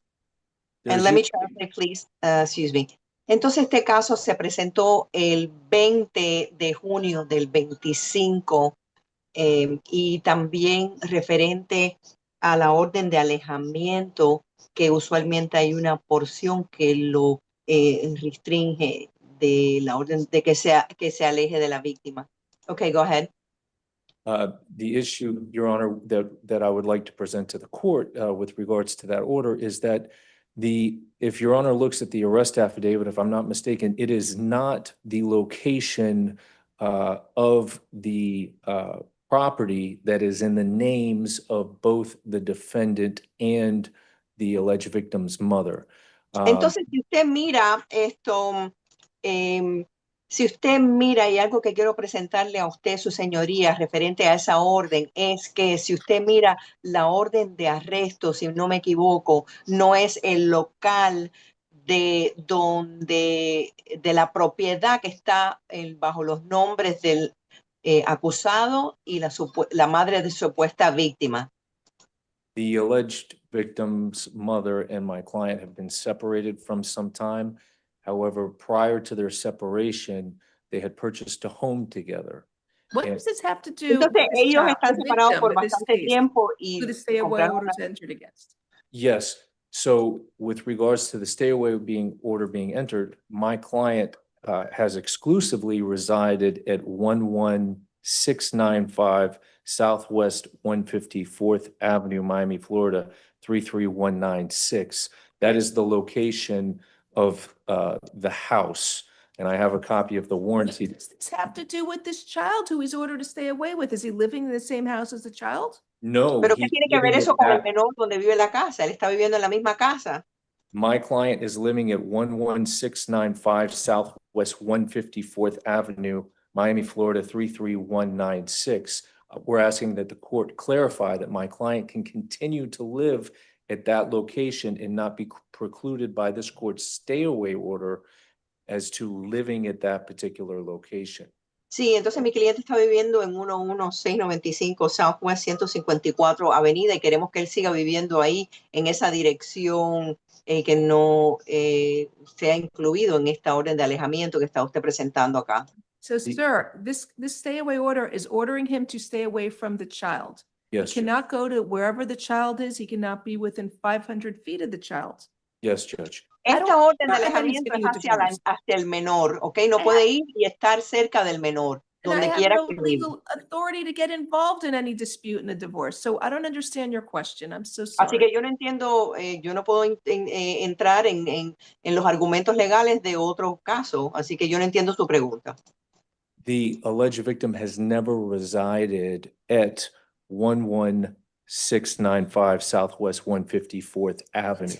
The defendant's address. It is, Judge, Why are you talking about it with me? because the house is under the name of both the defendant and the alleged victim's mother. So then you need to go to family court and speak to the family court judge about that. This gentleman here, Mr. Sanchez Granda, has to stay away from the victim at all times. Wherever the victim is living, he has to stay away from him. I have no say over what a family court judge does. Yes, Judge. Entonces, sí, la dirección está bajo los dos nombres y yo no tengo nada que ver con el caso de familia. Él solamente tiene que alejarse de ese menor. Él tiene una orden de alejamiento hacia ese menor de víctima donde quiera que él esté. So count one, I'm granting the state's motion for pretrial detention pending final hearing and holding you with no bond, sir. Está bien, entonces lo voy a retener sin fianza y le voy a poner una fianza de la moción de pretrial detention pendiente en la audiencia final y sin fianza. In count two, lewd and lascivious molestation on a child will be $10,000.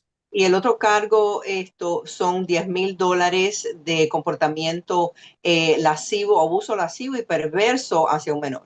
Have a nice day. Thank you. Thank you for your time, Puede Judge. tomar asiento. Manténgase en comunicación con su Next. abogado. How many pages? We're only on page 6. We have what, 20 today? Page 6, Ralston Hamilton.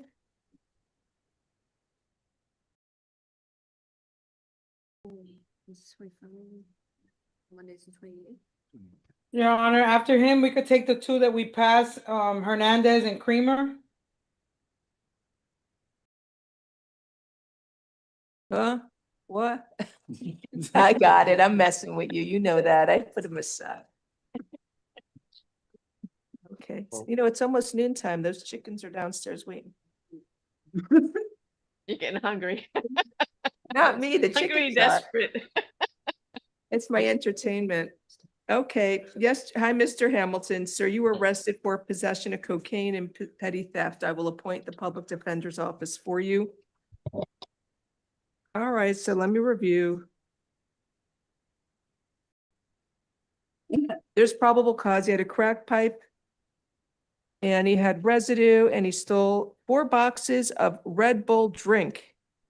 So there's probable cause. You are ordered to stay away from the Walgreens store at 501 Collins Avenue in Miami Beach, Florida. You are not allowed to go to that store and you must stay away from there, sir. Do you understand? Yes. All right, Would you consider tap? priors. He has an open petty theft.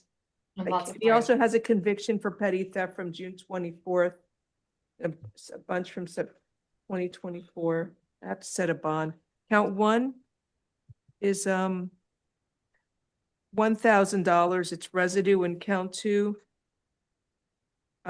petty theft. It's just petty theft. That's going to be $150. Have a nice day, sir.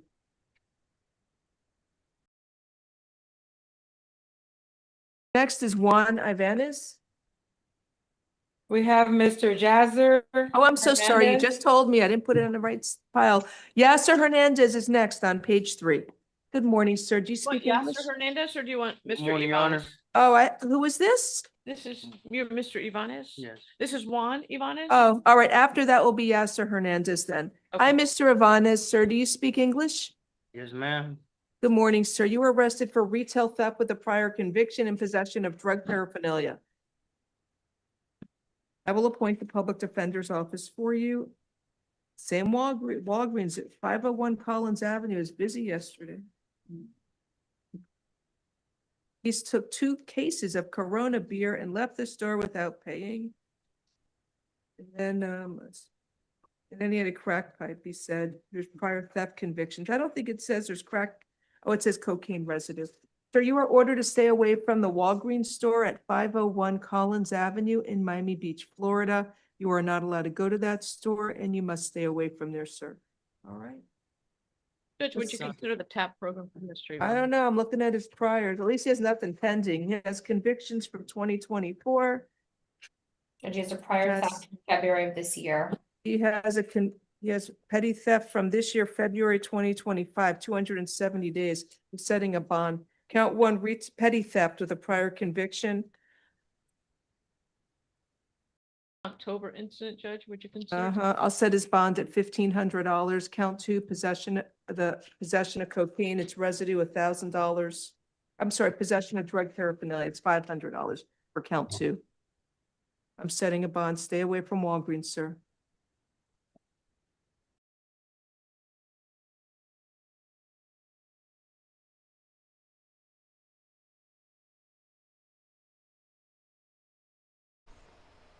All right, we'll check back in with Judge Glazer as she gets closer to lunchtime.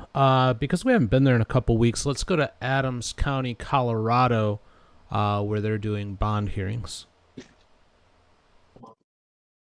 All right, sir, this is a courtesy advisement. You're being held on Denver case number 17 CR 3858.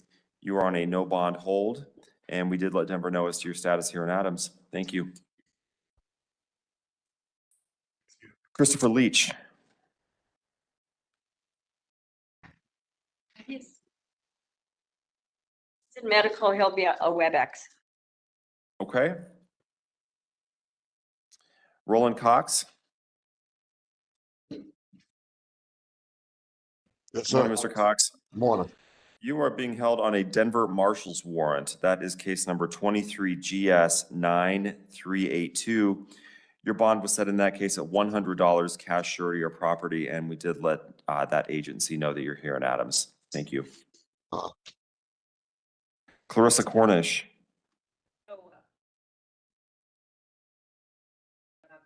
Yes. Good morning, Ms. Cornish. Good morning. You are being held on 7 cases. They're all Arvada municipal cases. Your bond in all 7 cases is the same. For each one, it's either $500 cash surety or a $75 cash only option. Those case numbers are as follows. AR 240104442, AR 240174441, AR 2400671, AR 22006016, AR 240053356, AR 240053362, and AR 240052292. We did let Arvada know that you're here with us in Adams this morning. Thank you. Okay. Are they going to transfer me or? Yeah, they'll process you through. Okay. Yep. Lexi Alvarado.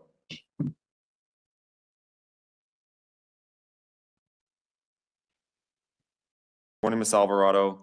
Good You're being morning. held on Jefferson County case number 20 CR 2120. Your bond was set in that case at $5,000 cash only, and we did let Jefferson County know that you're here with us in Adams today. Thank you. Okay. Thank you. You're welcome. All right. U.S. Yusuf.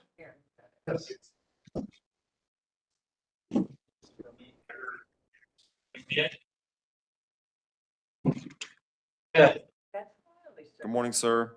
Morning, You are sir. being held on Adams County case number 25M1289. Your bond was previously set in this case at $1,000 cash only. Your next court date will be August 4th at 1:30 p.m. Division FAC for an arraignment. All right, thank you. Joshua Wardlow. You make the captain mad. Morning, Mr. Wardlow. You are Morning, being Your Honor. held on Adams County case number 25 CR 159. Your bond was previously set at $40,000 cash or surety with supervised release program and monitored sobriety as conditions. Your next your next court date is going to be on July 29th, 8:30 a.m. Division 5 for a disposition hearing and a binding over hearing. Thank you. Thank you, Your Honor. You're welcome. Noe Vizcarra. Be inside, because down there in Texas, they throw stuff out their windows. There wasn't an Morning, accident. Mr. Vizcarra. Morning, You're Your being Honor. held on 3 cases. Your first is Adams County case 23M2940. Your bond was set here in Adams at $1,500 cash surety. Your next court date here will be on July 30th at 8:30 a.m. Division 2 for the setting of a revocation hearing. Mr. Vizcarra, I'll also advise you're being held on 2 out-of-county cases as well. The first is Edgewater Municipal Case number 24M6577. Your bond was set in that case at $1,000 cash or surety. Your second out-of-county case is Jefferson County Case 24M6300. That is also a $1,000 cash surety bond. All right, thank you, sir. Thank you. You're welcome. Galen Sierra. I don't like it. Hello, Your Honor. Good morning, Mr. Sierra. You are being held on 3 Adams County cases. That's right. Let's see, I think your court dates are going to be identical in all 3. Just want to double check that before. Yes, they will be identical in all 3. All right, your case numbers are as follows. 21T3194, 19T8644, and 20T5834. Your bond in each case is $250 cash surety. Your next court date is the same for all 3 cases. That's going to be on August 4th at 1:30 p.m. Division FAC. Same time, same place for all of them. The type of hearing for 21T3194 is an arraignment. For your other 2 cases, they're sentencing hearings. All right? Thank you, sir. You're welcome. Vasily Kaufman. Morning, Your Honor. Yeah, good morning, Mr. Kaufman. You are being held on two cases. Your first is Adams County Case 25M1613. Your bond was previously set here at $2,000 cash only. Your next court date here in Adams on that case is going to be on August 4th at 1:30 p.m. Division FAC for an arraignment. And I'll also advise you, you're being held on a Westminster municipal case as well. That's case number WMB 2511503. Your bond in that case was set at $750 cash or surety. All right, thank you. Hey. You're welcome. Dominic Archuleta.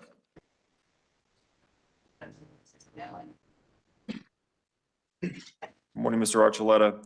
Morning. You're being held on a couple of cases. Your first is Adams County case number 24CR2619. Your bond was previously set here at $2,000 cash or surety. Your next court date here in Adams, sir, is going to be on July 29th, 8:30 a.m., Division 5 for the setting of a revocation hearing. And I can repeat any of that if you need me to.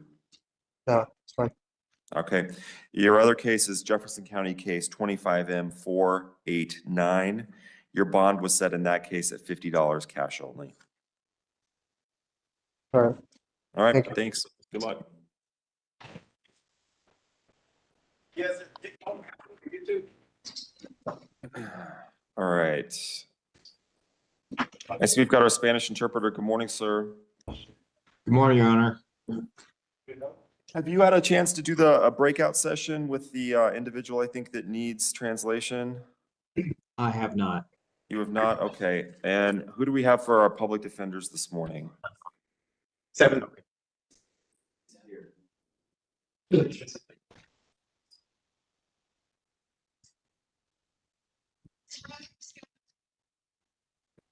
Ms. Stoll, good morning. Can you hear me? Oh, I see your message. No worries.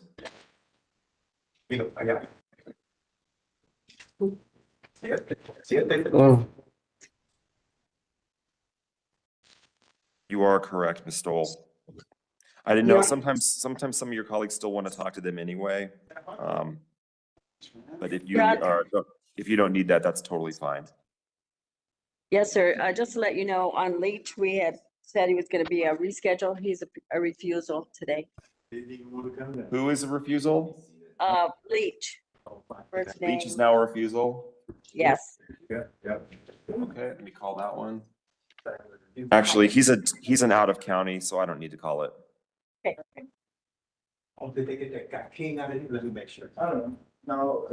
All right, then let's go ahead and talk to Maximino Dominguez, and this is an interpreter case. Yes, Your Honor. Vamos a hablar con el señor Maximino Domínguez. Is this Dominguez? Dominguez? Yeah, they're calling his now. Oh. He at least knows all that. You're already unmuted. We can hear everything. Is Mr. Dominguez on WebEx, or is he going to be at the podium? He's the gentleman with the headphones on here. Okay. Hit that red button. Hit that red button right there. The red one. ¿Sí me escucha, señor Maximino? Sí. Sí. I have one. He's in booth number 7, is that correct? Sí. Sí. Okay, great. Good morning, sir. This is 25M3889. Buenos días, caballeros. Su caso es el 25M3889. Appearances. Se van a presentar los abogados. Ricardo Bravo for the people. Licenciado Ricardo Bravo, de parte de la Fiscalía. And Danny Stoll is here on behalf of Mr. Dominguez. Y la licenciada Danny Stoll, por parte del señor Maximiano Domínguez. All right, sir, I will let you know that the district attorney has no objection to a personal recognizance bond in your case today. El caballero le haré saber que la Fiscalía no se opone a que se le permita libertad bajo promesa en su caso el día de hoy. I find that to be appropriate, and so I am going to grant you a PR bond in the amount of $1,000. Por tanto, determino que es lo apropiado y le voy a otorgar libertad bajo promesa en una cantidad de $1,000. That means you don't have to post any money to get out of jail today. Eso quiere decir que no tiene que pagar nada de dinero para salir de la cárcel el día de hoy. Okay. So as long as you show up for your next court dates, you're going to be okay. Siempre y cuando usted se presente a sus audiencias, va a estar bien. ¿Está bien? That's Your fine. next court date will be on August 4th at Su siguiente- 1:30 p.m. Division FAC for an arraignment. Su siguiente audiencia sería el 4 de agosto a la 1:30 en el centro de primer comparecencias. Okay. All right, thank you. Gracias, caballero, es todo. Okay, gracias. And Judge, what was that case number? I missed it trying to get my computer to work. No worries. That's 25M3889. Thank you. You bet. Do you have your paralegal again with you today? I do, yes. Perfect. 2 days in a row, you're lucky to have such assistance. All right, let's next talk to Carlos Pereira Morales.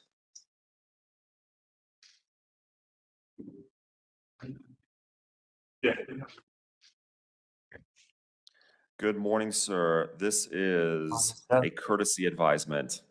Bueno, Buenos días, caballero. Esta es una lectura de cargos de cortesía. You're being held on 2 Denver cases. Usted está detenido por 2 casos de Denver. They are no bond holds in both cases. Son retenciones sin derecho a fianza en ambos casos. The first case is 202401033318.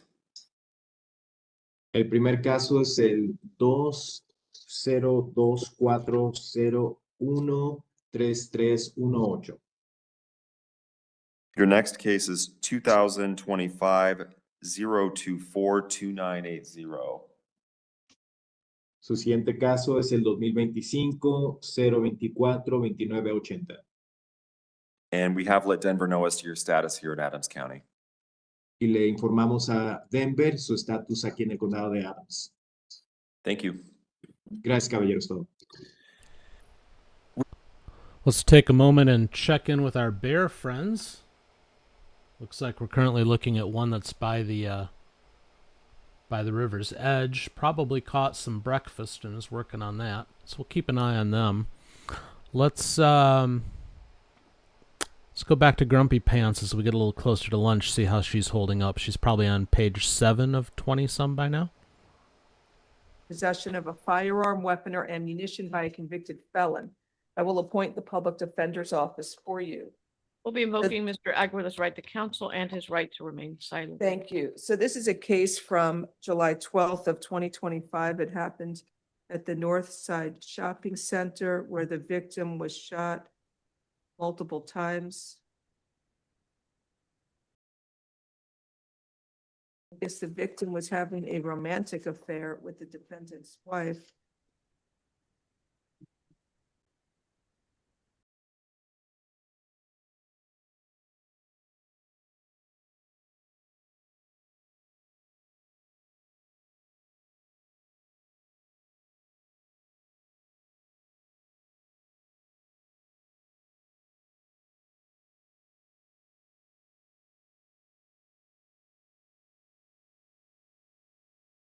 So I guess he approached the victim, produced a firearm, and shot the victim multiple times and killed him.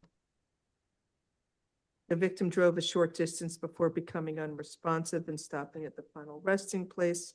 They recovered a Glock 26 9mm handgun from the defendant with 2 spent casings. I'm sorry, 2 9mm spent casings and 1 projectile were recovered from the victim's vehicle. The incident location. So he says he was engaged in a heated argument with the victim who was inside the driver's seat. Victim reached down in the vehicle as if to retrieve a firearm, so the defendant shot him multiple times in fear of his life. So that's the allegations. Defendant is also a convicted felon and should not have had a gun. There is probable Judge, cause. I would ask you if I know probable cause. According to the police report, Mr. Aguilar told the police that the alleged victim was reaching down. He thought he was going to be shot. Interestingly enough, the police do state that they did recover a firearm from the alleged victim's car, not too, it just looks like on June the 5th. So it appears that he was probably known to be carrying a firearm in his vehicle. So I would ask that you release Mr. Aguila, Judge. It appears to be a case of self-defense. Okay, thank you. Ms. Sturgis, would you like to respond? I would, Judge. There's no evidence here to corroborate what the defendant is alleging to happen. In fact, evidence to the contrary indicates that a search did not reveal a firearm on that day, and that video footage from the incident confirms that there were no individuals entering the vehicle. With respect to a firearm that may have been there on June 5th, that is not relevant to what happened on this date of incident. State's position, there is probable cause for the charges as alleged here, and because of that, we filed a motion for pretrial detention pursuant to Florida statute 907.4015D. We would ask the court to hold him no bond and reset this case for division on Monday. Okay, there's probable cause for second-degree murder with a firearm. I'm granting the state's motion for pretrial detention pending final hearing and holding you with no bond. Count 2, there is probable cause for possession of a firearm by a convicted felon. That bond is going to be $15,000. You'll see a judge on Monday, and that judge will set the final hearing on the state's motion for pretrial detention. Good day, sir.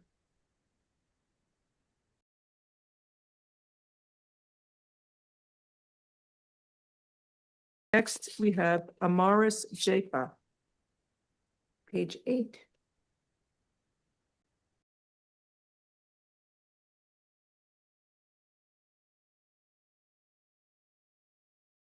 Is Mr. Japa eligible for pretrial?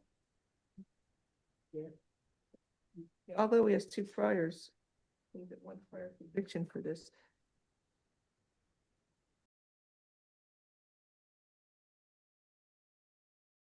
Mr. Japa here? Good morning, sir. You were arrested for driving as a habitual traffic offender. I will appoint the public defender's office for you. Sir, you keep driving without a license. I'll give you a pretrial today. You get arrested again, you'll be locked up in jail until your trial. No drive order, no driving unless you have a valid license. Do you understand? Pretrial alternate bond, $2,500. Good day, sir. Next is Daryl Neely, page 8.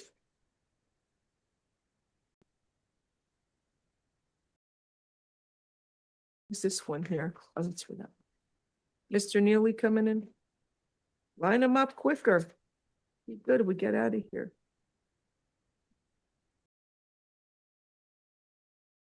Good morning, Mr. Neely. You were arrested for possession of cocaine and possession of drug paraphernalia. I will appoint the public defender's office for you. There's probable cause for the charges. Is he eligible for pretrial? Pretrial services alternate bond, $2,500 count 1 and $500 count 2. Have a nice day, sir. Thank you.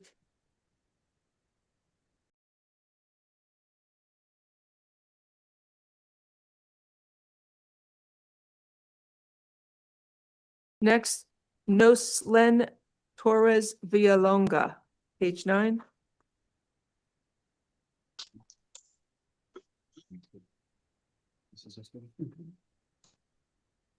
Spanish interpreter, please. Good morning, sir. You were arrested for aggravated battery. It's from June 29th of 2024.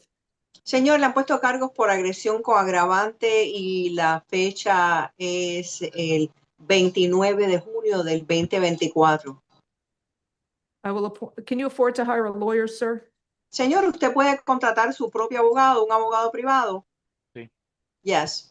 Do you want me to reset this case in the afternoon for you to have a lawyer come to court, to be in court with you, or do you want me to set a bond now without a lawyer?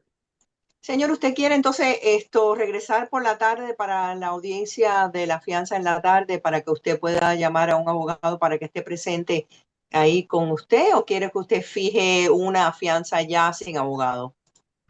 Bueno, está bien, sin abogado está ¿Cuál bien. de las dos quiere? Hábleme en el micrófono, por favor. Sin abogado está bien. Without an attorney is fine. Okay, there's probable cause for aggravated battery. The victims needed stitches and also had a knee fracture.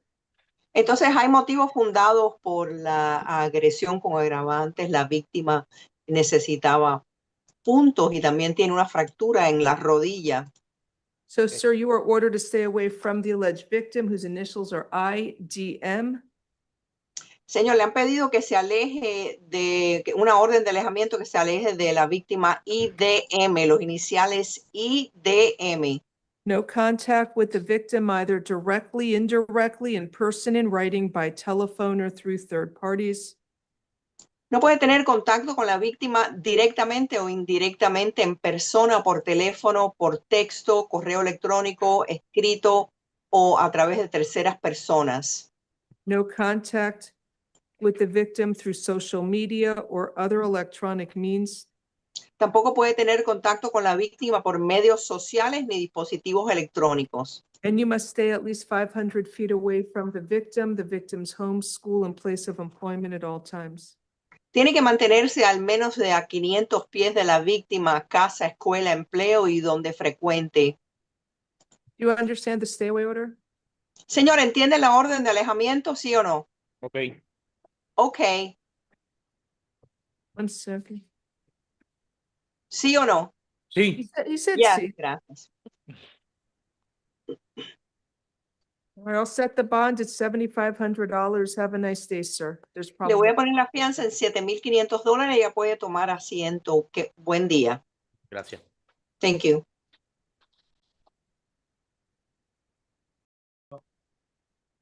Next case is Tony DeFell. Your Honor, he's gonna be NBC. Judge will waive his presence. Appoint the public defender's office, waive his presence.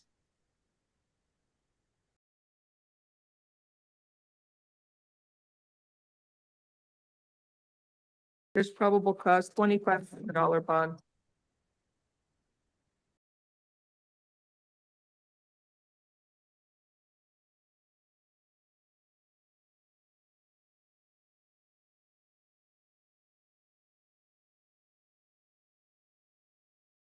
Next up is Conray Heath on page, Conray Heath. Is next, page 9. Good morning, sir. Your Honor, on his traffic, he received a dollar bond. He also has a hold for F Corp. Okay, It's just a 72-hour hold. thank you, sir. You were arrested for armed robbery with a firearm or deadly weapon and aggravated battery. I will appoint the public defender's office for you.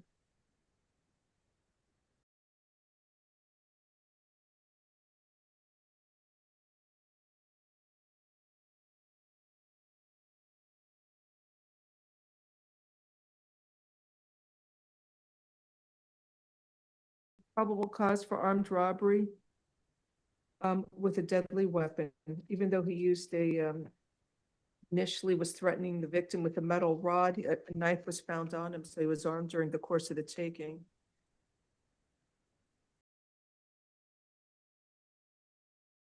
Judge, for count 2, there's nothing indicating us that they are an identified, specified. No, offender. it says Miami-Dade Housing and Community Development Employee. It So doesn't what- indicate, I don't think that is included. In addition, it doesn't state that they were in uniform. I think you're right. All right. Is there a stay away order or no? I don't see one.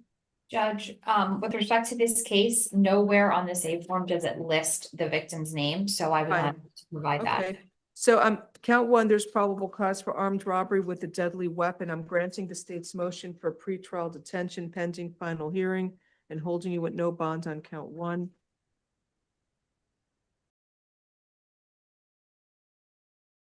Judge, count 2 would just be ag bat. Correct. I just wanted to.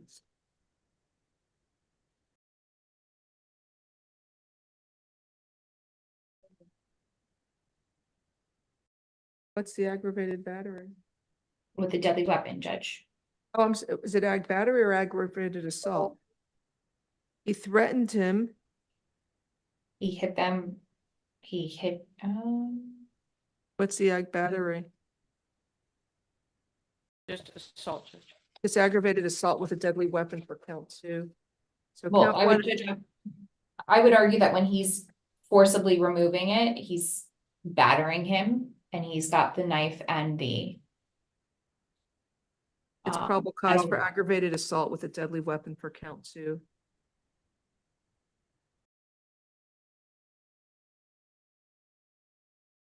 We'll see a judge on Monday, sir. That judge will set a final hearing on the state's motion for pretrial detention. Have a good day. Bond for count 2, Judge? 5,000 count 2. Thank you.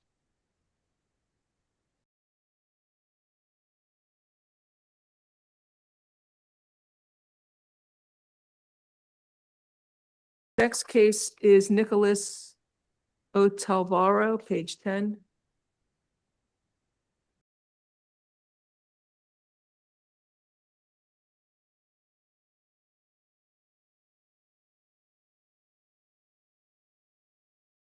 Your Honor, he has a fugitive hold for Lee County. These are added charges. Thank you. Good morning, sir. You were arrested for conspiracy for trafficking in a controlled substance, an unlawful use of a communications device.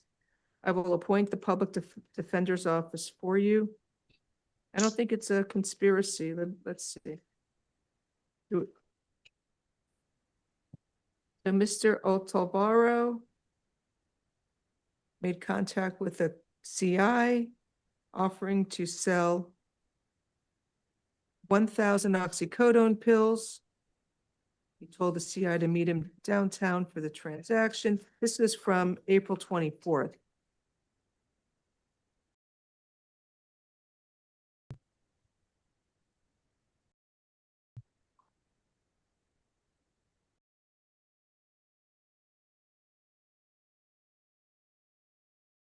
So he sold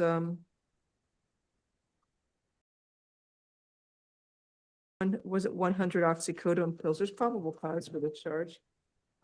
What bond do you want on that? $100,000. You're mandatory for this one. Sturgis.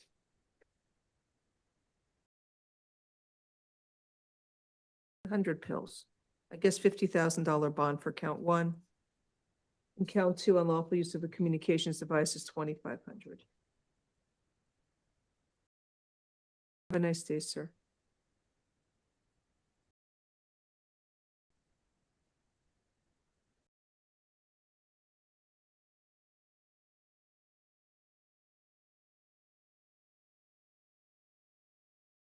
They want a Nebbia as well. Sorry, for the last case, it's plus a Nebbia. He has to show the money used to post the bond is from a legitimate source of funds. Do you want to let him know? Judge, we have the hold for Lee County, right, on that one? You do?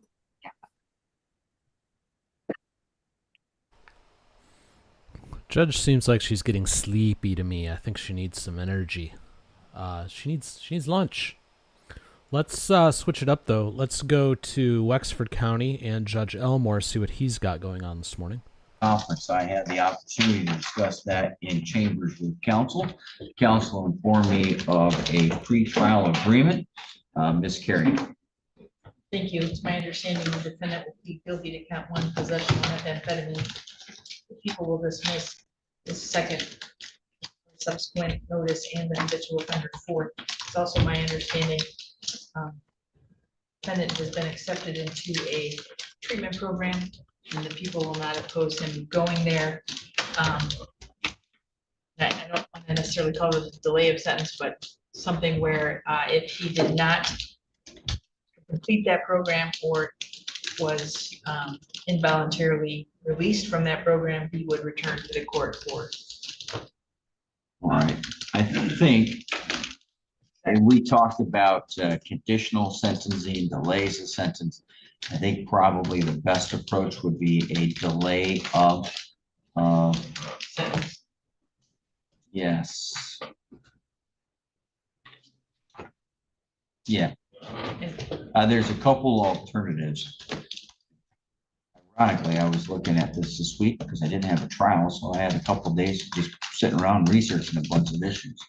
And one of them is, I don't necessarily think courts have the right to pull, or judges have the right to hold a sentence in advance. And it's just semantics. I do think courts have the right to suspend a sentence. But I think probably the best way here would be to do a delay of sentence. All right. That would be fine. Mr. Dick, do you agree? Yes, Your Honor. Is that what you believe the pretrial agreement is? I do. All right, good, thank you. All right, Mr., what would you like me to call you? Mr. Bailey's fine, sir. All right, thank you. All right, Mr. Bailey, is that how you wish to resolve it? Yes, sir. To the best you can, please raise your right hand. Do you swear or affirm that the information and testimony that you're about to provide shall be the truth, the whole truth, and nothing but the truth? I do. You may lower your hand. All right, Mr. Bailey, looking back here at March 26th of this year, were you on probation? I was on parole, sir. Parole. In fact, you're still currently a parole hold. That's correct. And were you on bond pending any other felony charges anywhere? No, sir. Now, all that is trying to help me determine what impact the sentence would have in any other case. So you understand that if you are found guilty here based upon a plea, that can be used against you by the parole board, which is operated by the Michigan Department of Corrections. In other words, not the court. Yes, sir. Now, I know Mr. Dick has reportedly spoken to your parole officer, which is what I would expect. And that's, I asked him those questions because obviously I'm concerned about what would happen with you on parole. He has told me that, again, he has spoken with your parole officer and they seem to be in, this person seems to be in support of this resolution. Is that what you understand? Yes, sir. Okay. All right. We're going to be trying a program that Mr. Dick has brought to the court's attention from downstate. So you are our guinea pig. Let's hope it works out. So here's what we're going to do. I'm going to tell you what the charges are. I'm going to tell you what the plea agreement is, and then we're going to go through what happened. So currently, right now, you are charged on a felony information with a single count. That count is a charge of possession of methamphetamine. That charge is a felony punishable by up to 10 years and or up to $15,000.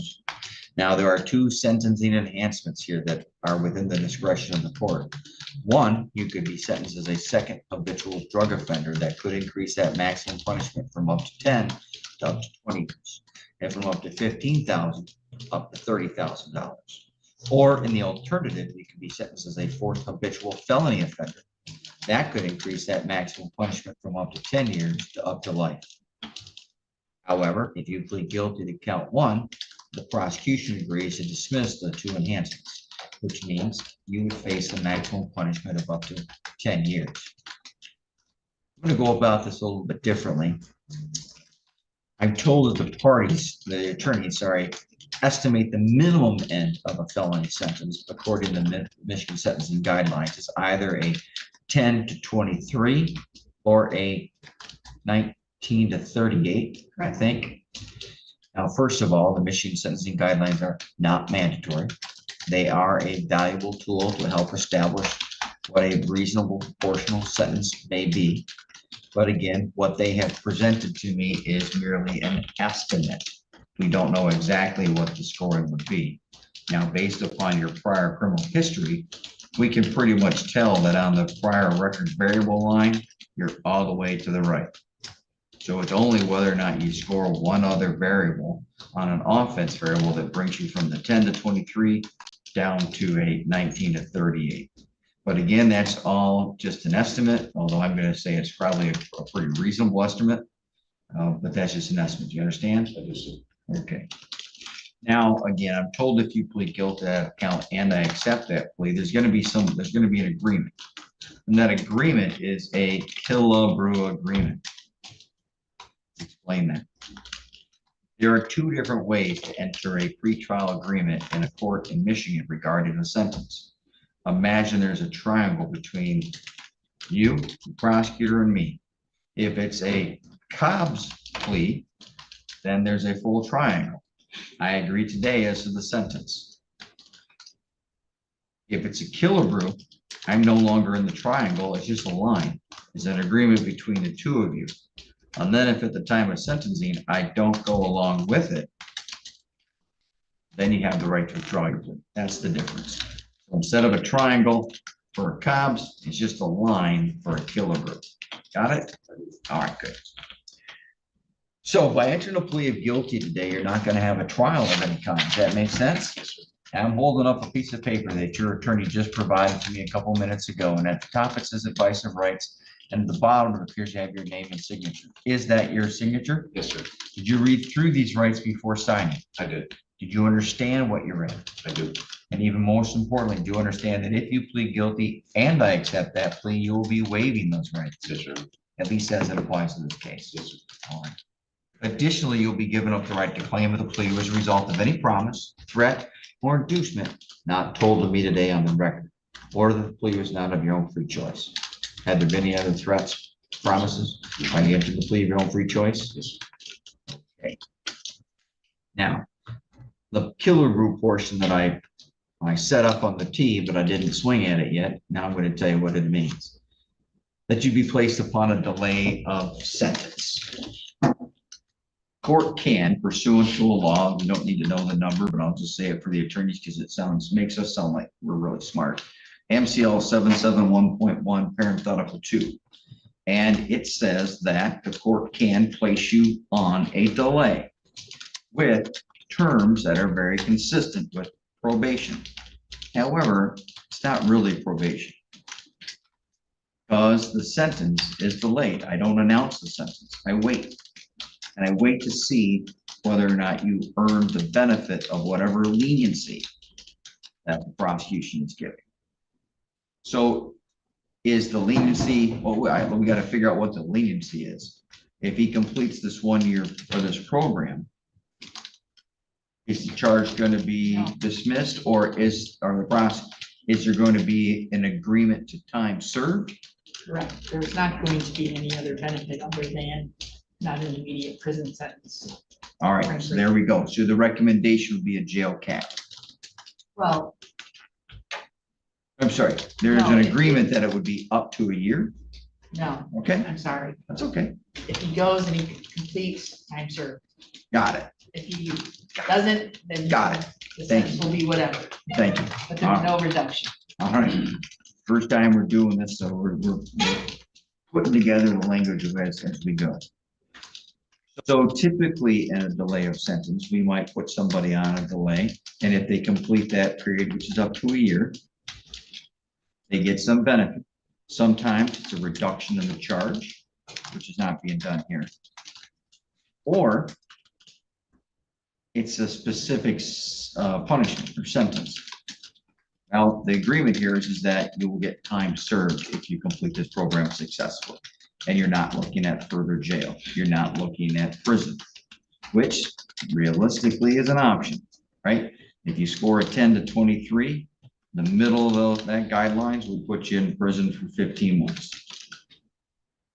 Don't criticize me on my math. I know it's not, that's like 16 months. Or if it was a 19 to 38, it could be 2 years.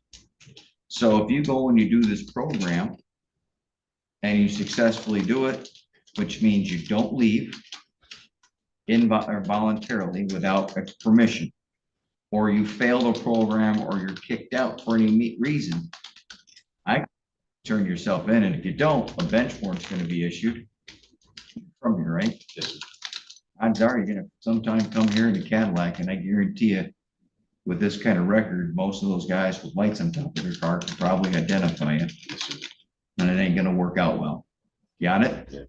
And really what we're looking here, there's some part of me or part of the judge's job that says, by gosh, punish these people when they've got HAB-4s and all this kind of stuff. But the other part is that punishment's only one part of sentencing. The other part is hoping to change someone's life. How old are you? 46, sir. 46 is younger than I am. So you got a lot of life to live, and let's hope you figure this out. That's going to be our goal. And we're going to be very, very positive about how we go about this. Now, is that what you want to do? Absolutely. All right, good enough. All right, so do you have any questions before I ask you about the plea? Ask you count one. How do you plead? Before I accept that plea, I need you to tell me what you did that makes you guilty of offense. Now, I remind you, I don't think we're going to have any problem here, but I remind you, you took an oath to tell me the truth. All right, so somewhere down the line, if this all falls apart, you can't come to me and say, I didn't really have the meth. Well, I sure was in my pockets, but I really just found those pants laying in a dumpster and picked them up to put them on. By the way, people try that one. So, all right, so what happened on or about March 26th of 2025 here in the city of Cadillac, Wexford County? I was at a friend's house and the East County team came and when I got arrested, I had something in my pocket. Okay. Realized it. And then Wait. Was it your pocket? Yes, sir. And on your pants? Yes, sir. Right. And I'm not picking on you. I just want to make sure we're clear. And did you know that it was meth? Yes, sir. And how could you see it was it in the baggie, or tell me about it? The police handcuffed me in the front, so when I put my hand on my pocket, I realized it was in there. Okay. And what was it? I'm sorry. In what form was it? A baggie, a vial. Yeah, it was in a baggie, sir. Thank you. You could see it or rub it between your fingers and see that it was there. And you knew that it was meth? Yes, sir. You may have forgotten it was there for a period of time, but you knew it was there and you didn't have any lawful reason to have it. And you didn't have any lawful reason to have it. Is that right? Ms. Carey, do you believe he's provided with a factual basis? Are you aware of any other promises, threats, or inducements? I'm not. You report to compliance with 6.302. Yes, sir. Mr. Dick, do you agree with all three? Yes, Your Honor. All right, there's one small point. We want to get him into the program and we want to modify his bond. Or do we do the release at the time of the delay? That's one thing I realized we didn't talk about. Because, so here's what we can do. One, there's a bed available in the program now. Yes. If I release him, we come back to do sentencing where I officially put him on the delay. He has the right to be here, or he can waive that right. Or do we want to leave him in jail and then do the delay? By the way, we generally do delays for up to 12 months. If I put him into the program now, we have about 5 or 6 weeks where he's, sorry, don't take this as a negative, sir. I don't mean for it to, because we want to be very positive about this. This is all about helping you. He's very likely to want to behave. Yes, ma'am. The parole holder. But the parole. If you released him, you wouldn't. I know, but here's thank you. The question is what happens if they want to lift the parole? So do I create a way now to modify the bond, which means it's up to parole if he goes? What do you all think?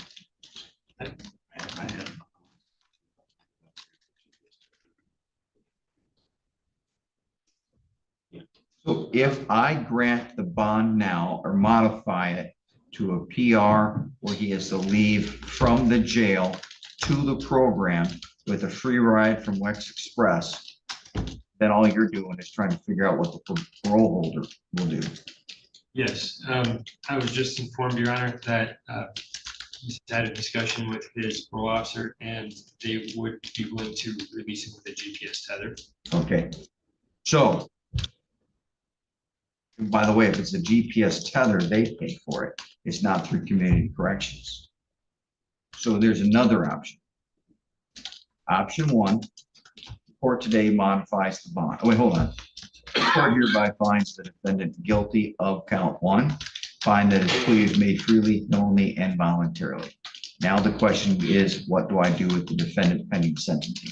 Option number one, I declare that his bond is modified pending whatever parole does. And that means they're in charge of the tether. And then they're also in charge of what date he leaves. If he does that, then I'm going to ask for the defendant to waive his right to be present for sentencing so he can do it from the program. And then the other option is I leave him here and we deal with it in about a month. But I would rather help him get the benefit started now, because I know this program can go up to a year or even past. And I want to maximize the benefit of the program. What do you think, Ms. Carey? I agree with that, but the people would like him to go from jail to treatment with no. No. That's what I want to. Okay. With no in between. Okay, that's kind of what yes, that's how I envisioned. Okay. What I said meant. As long as that Okay. can happen. All right, Madam Clerk, here we go. You ready? Court, and I know we have to go with the PSI report soon. Modify the bond to place the defendant on a personal recognizance bond. that he is when released, to be transported by WEX Express from the Wexford County Jail to Grace Centers of Hope in Pontiac, Michigan.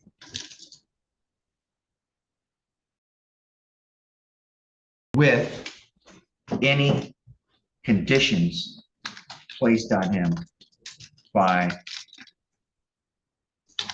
his parole officer. He is to enroll in and successfully participate in their treatment program. If he leaves the program unsuccessfully on his own choice or is terminated from the program, he must return back to the Wexford County Jail.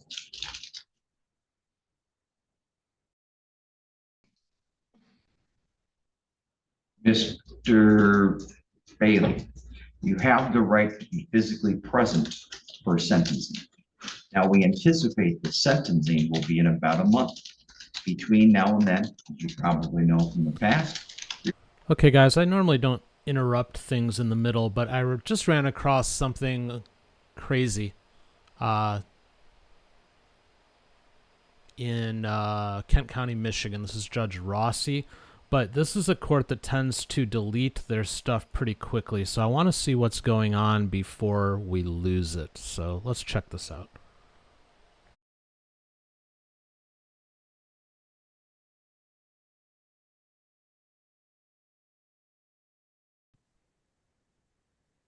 We are here in the case of Preferred Credit Union versus Franthia Price, case number 25-05340AE. This hearing is being recorded on Zoom and live streamed on YouTube. And this matter is before the court for a motion today, although it was not clear to me what the nature of the motion is. So as an initial matter, Ms. Price, would you state and spell your full name for the record, please? I just want you to know, Your Honor, I'm here specially, not generally, and do so sui juris as the authorized agent for the family, Franthia family of the Price estate. So my appearance is strictly limited to the matter noted today, and it does not grant any joinder to general jurisdiction, nor does it have any waiver of rights or implied legal disability or association with any bar guild. Well, I get it, Ms. Price. However, I can tell you that I'm a general jurisdiction court. I operate under the United States Constitution and the Michigan Constitution, and those are the only things that give me jurisdiction to act or make any decisions. So if you want me to decide anything in your case, you're going to have to be within the jurisdiction of my court. So, and we don't have to hammer that completely out at this time, but I do need you to state and spell your name. Franthea, Franthia. All right. Last name Price, Price? I am. Very good. And Mr. Bakikuo, would you place your appearance on the record, please? Thank you, Your Honor. May it please the court. Stephen Buquicchio, Buquicchio, P number 62076, on behalf of the plaintiff Preferred Credit Union. Very good. And Mr. Bakikuo, this is not your motion. This is Ms. Price's motion. It is, Your Honor, although like you, I'm a bit confused as to what the relief she's seeking here. I'm prepared to assert Preferred's position legally here, and will wait for the court's direction as to when I can speak on that. Very good. Well, let me go back to Ms. Price, because it's her that initiated this motion appearance. What are you asking me to do at this time, Ms. Price, in a legal sense? I respectfully request that the court take judicial notice pursuant to MRE 201B of the following two documents I previously filed into the court record. One is Exhibit J, OC 10, subpoena ducis tecum, demand for custodial records. And number 2, supplemental notice of clarification regarding the constructive subpoena duces tecum. These materials, Your Honor, are supported by the Federal Reserve Operating Circular number 10, Appendix 3, UCC Article 8, subsections 8, 102A, 14, and 15, 12 CFR, subsections 225 and 31 CFR, subsection 203, which Let collectively. me just pause you just a minute, Ms. Price.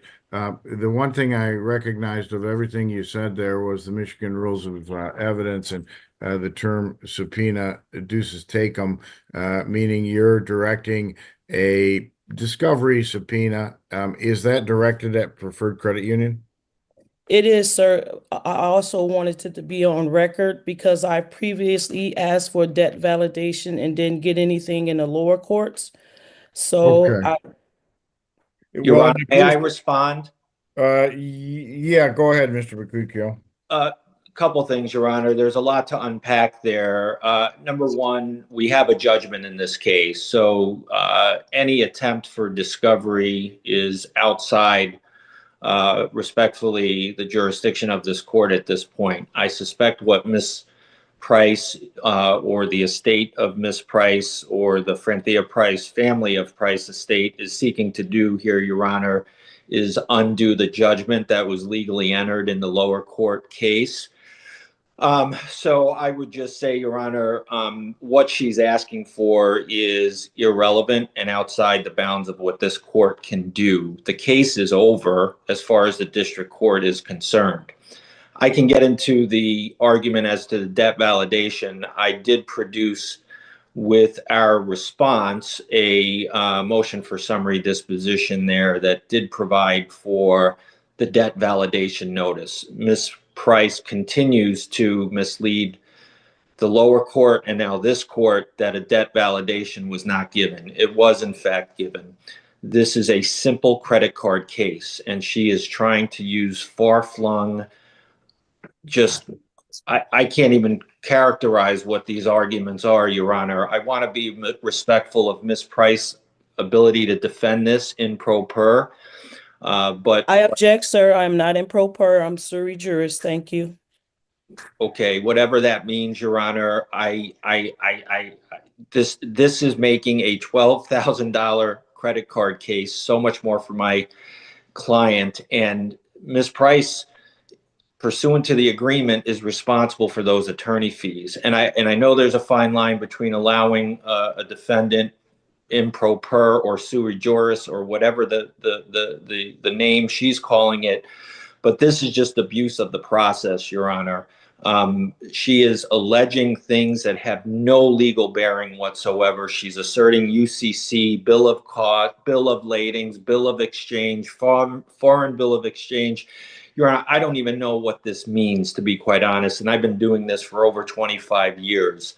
Let me just pause you for a minute, Mr. Bakuccio. Something I did see that I did recognize as I paged through the file was the affidavit of transcript of the lower court record, which is normally produced in a case that comes before me on appeal of the district court decision. Are you aware of a notice of appeal filed?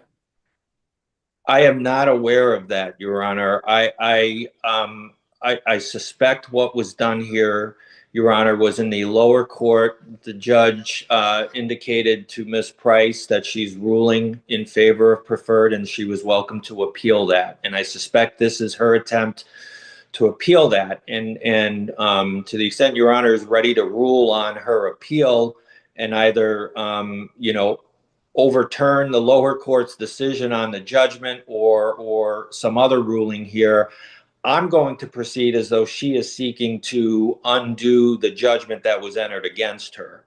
That's all I can surmise by this, Your Honor. Yeah, if I may speak. Yep, go ahead, Ms. Price. I believe the opposing counsel has stated he has not received an appeal. I have sent that, all the information you received.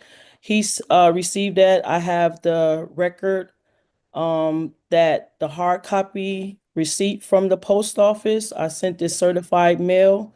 So I do have the receipts of all of those things. Whatever you have, his office received it as well. I do have the proof of service and all that. The fact of the matter that he continues to mischaracterize this as solely a simple credit card debt that I'm trying to avoid, that is simply a mischaracterization of what I'm attempting to do, as is unsupported on the record that I've attempted through bill of exchange, and I've asked and requested and have not received a simple application. A copy of it is not supported of the verification that this is a bona fide contract, and lawful consideration, if it's not done, is violation of a contract as well.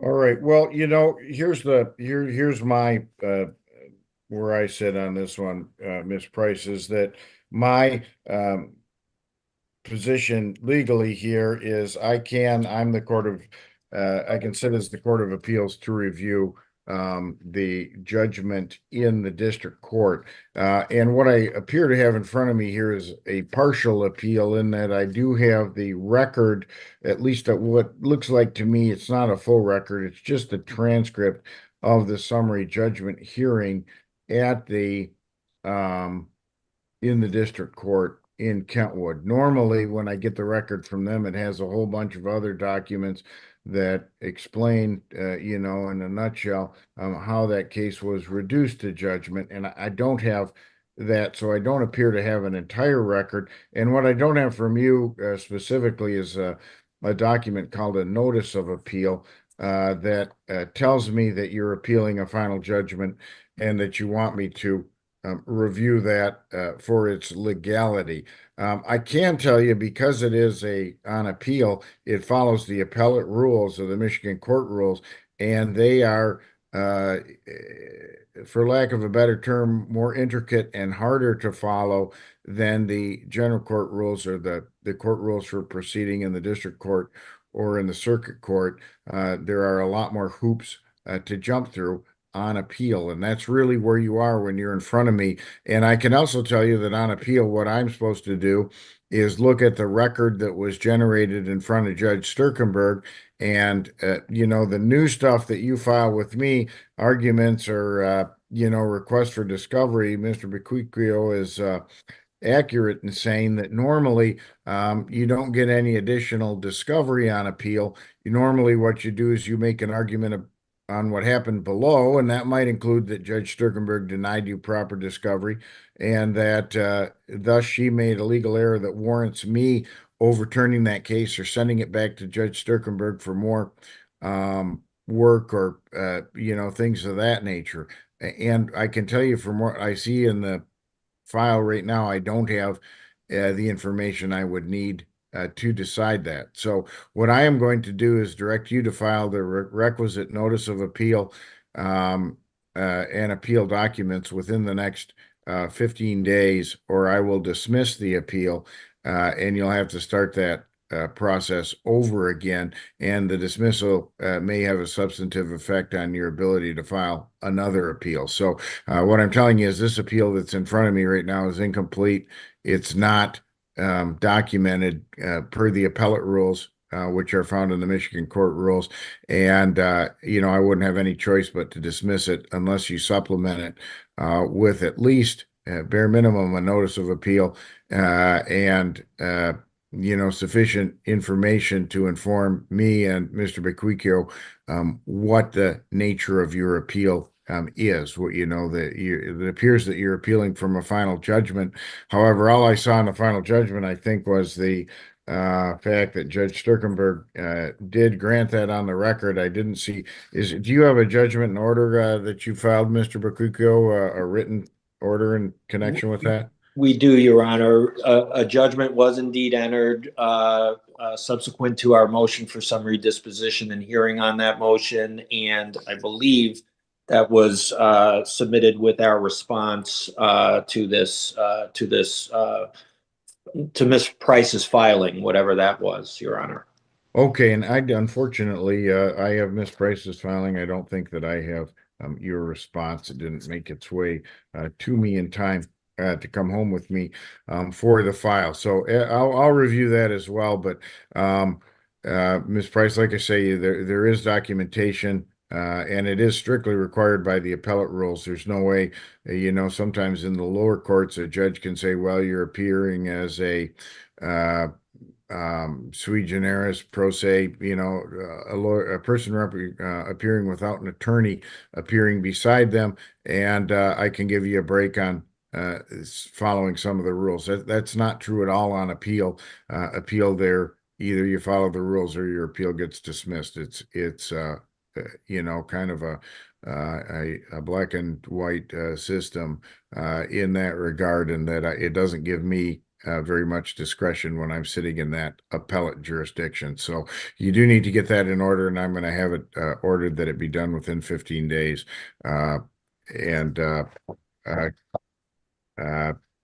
That's, I think, all we can do for today. Your Honor, as a procedural clarification, Your Honor, to the extent Ms. Price does supplement her appellate filing and the court finds that it is inconsistent with the appellate rules, will another hearing be required, Your Honor, or? No, I'll just sign an order of dismissal if I don't have the proper documents to initiate the appeal. Terrific. Thank you, Your Honor. Very good. Your Honor, you said I have 15 days to get the information because I believed I sent all of this stuff in appropriately. I went into and handed it in and got the proper documentation. And the fact that you said you don't have that information is a little. I do have a bunch of stuff that you filed that appears to have been printed out by you. The one thing I have, and the only suggestion I can make, Ms. Price, there is a legal assistance center on the 4th floor of the courthouse. If you talk to them and say, gee, Judge Rossi said I was missing some stuff on appeal, they can at least direct you to the proper forms to file to initiate an appeal. Because the one thing I did receive here was the notice of filing of transcript and affidavit of mailing, and that's on a Michigan court form that I recognize. And what I then got was a transcript of that hearing, the last hearing, it appears, in front of Judge Sturkenberg. However, there is more stuff. They need to, what really they need to do is transmit the entire record of that case, or you as the party need to assemble that record on appeal, the record of what happened in the lower court, and get it to me on appeal. And that basically looks like those transcripts plus any paper documents in the court file that happened in the district court. And I don't see any of those in my appellate file here. They told me that I put there that they was going to mail it to you. They mailed me a copy, and they said they was going to mail you a copy because I purchased the transcripts and everything. Yeah, and I did get the transcript, but that's just the transcript of the the hearing on appeal, and that is part of what I need. I said I didn't have a claim of appeal. I stand corrected as I'm paging through here. And I have to tell you, Ms. Price, the filing of the additional documents here, I know you believe it's important in helping me to decide your case, but I can tell you what it's doing in a practical sense is making it really hard for me to file, just to track the documents that actually do trigger my duty to decide stuff on appeal. So I do have a claim of appeal. Looks like it was signed by you on June the 13th of 2025. So really what I need on appeal then, and again, I'm also prohibited, as the folks at the Legal Aid Center are, from giving legal advice. But I can tell you, if I'm to decide any appeal, I'll need a copy of the entire lower court record on appeal. And the record on appeal, like I said, usually it's assembled by the parties to the appeal. Usually you, as the individual appealing the decision of Judge Sturkenberg, are the one that's going to put that together, Mr. Bequicchio can contribute to that record if he wishes to do so. And then that gets submitted to me, kind of as a, here's what happened at the lower court. It tells the story of that in those filings and pleadings filed at the lower court. And then you file a brief on appeal, and your brief makes the arguments as to why Judge Sturkenberg made legal errors in her decision-making. And, since I'm requesting that brief now, I just thought I was needing the claim of appeal, but since I have a claim of appeal that properly initiates the case on appeal, what I really need then is that record on the lower court, and then I need a brief from you explaining the errors that you think Judge Sturkenberg made. And I'll tell you, I will not be receptive to documents telling me that Judge Sturkenberg or I didn't have jurisdiction. That would be in effect saying, Judge, I'm arguing that neither of the courts could really decide this case because of my legal status, sui generis, or, whatever, magic words you're trying to invoke there. That just doesn't work. And the reason it doesn't work, particularly on appeal, is I have to have jurisdiction to decide the appeal in the first place. And if you're telling me I don't have jurisdiction, you're as good as telling me, as judge, dismiss my appeal because, you can't decide it anyway. And so in other words, you got to give me more than that. It's got to be an argument based on Michigan law as to what mistakes were made by Judge Sturkenberg in the court below, and then I can decide the matter on appeal. And since I'm looking for the brief on appeal, that's a little harder to put together along with that whole record. I'll extend the time for the filing of the record on appeal and your brief on appeal. I'll give you 60 days from today's date. We're at July the 25th. 25th. Yeah, sorry, my glasses. I'm using a backup pair of glasses because my regular ones are in the shop. So 2 months from today will bring us to September 25th to have those documents filed. And then I'll be able to decide those. And I'll also tell you, Ms. Price, the way it works on appeal is I don't need to grant. You can request oral argument, which would be another version. Today, really, this is more of a status conference. It's not so much oral argument because I couldn't make head or tail of what the file was asking me to do. You can request oral argument if you want it. I don't have to grant it on appeal. Sometimes I just review the record and the filings and, decide the appeal based on that. And of course, Mr. Bequicchio, after that 60 days, can file whatever he wants in response to your arguments on appeal. And likely that'll be a motion to dismiss the appeal saying Judge Sturkenberg did everything right and there's nothing to look at here, folks. So that's kind of how it works on appeal, just for your information. And like I say, if you need help with at least the forms part of it, the Legal Assistance Center on the 4th floor of the courthouse is a good resource for that. Okay, so am I, just for clarification, because I'm going to do this right this time, this coming next time. There's 60 days you need the brief on appeal explaining the errors of the lower court. Correct. And the record. And you need a complete record of the two hearings that had taken place. I need the complete record from the lower court, and that would start with everything from Mr. Bequicchio's complaint that he served you with and the proof of service and all that stuff. Typically, there's a copy of it. Would be as if you grabbed the file from Kentwood and made a copy of every piece of paper in it. Okay. Plus the transcripts. Okay. Plus, you still need the transcripts as well? No, you already filed the transcript. If that was the only hearing in the case, were there other hearings? There were none, Your Honor. Okay, so that was the only time that you two argued in front of the judge. So I don't need any additional transcripts. I just need the record on appeal. Your Honor, there may have been a pretrial. I can't remember whether or not that was on the record or not, Your Honor. But if it is indeed on the record, the lower court record would include that, of course. Very good. All right, so that's what I need, is that record from the lower court.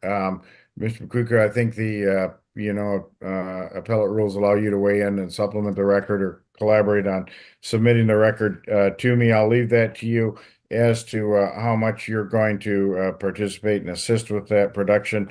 But you two can talk to each other. The goal being to get everything in front of me that I need to decide the arguments that you make in that brief on appeal, which is where you get a chance to make your substantive argument as to any errors made by Judge Sturkenberg. Thank you, Your Honor. I will say, to clarify from our position, we did respond to the filing of Ms. Price. With that, we included the complaint, the answer, and our motion for summary disposition, and Ms. Price's response to that motion for summary disposition.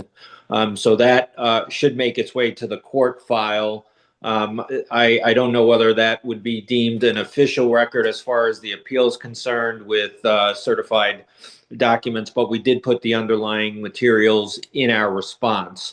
So that will be contained in your file, and Copy obviously went to Ms. Price, so she should have received yes, all those filings as well. And yeah, normally, right, there is the certified record on appeal gets a simple one-page document from the district court saying this is everything we have in our file. So I would accept either way. If you want to supplement what Mr. Bequicchio sent Ms. Price, or whether you want to just go to the district court and say, hey, I need a whole copy of that file because Judge Rossi's asking me for it, and it's got to be certified because it's on appeal. They at least have done that before down there at the Kentwood Clerk's office, so it'll at least give you a starting point as to what to do. And like I say, I think I'd make my first stop the Legal Assistance Center, so you can walk in there with the right form when you go to Kentwood District Court. Thank you. And then do I use the same case number as well? No, it'll be assigned, and it already has been assigned a new case number on appeal, which is the one we're here on today. It's 25. Yes, that number, that's the one I'm speaking of. Yep, that is the appellate case number. Okay. Now, when you're talking to Kentwood and if you're looking for It's the a different number. record, then you got to Yes. go with that number down there. Okay, thank you. I appreciate your help, sir. Very good. Good luck to you, ma'am. Okie dokie. So I just caught like the first minute or two of that as I was scrolling through and thought I'd go there. So she's clearly nuts. But at first I thought that the judge was trying to like filibuster her, but I think she might have been trying to filibuster him back too. I don't know. But anyways, we give nicknames to judges here. I'm leaning towards Judge Anti-Glazer. Let me know what you think of that in the comments. We need a palate cleanser. Let's look at some baby kittens. This is from Tiny Kittens HQ. Thanks to them for providing the feed. I just dropped the link to them in the chat if you want to check them out after the show. But we can watch them for a moment while I decide where we're going to go next, so hang tight.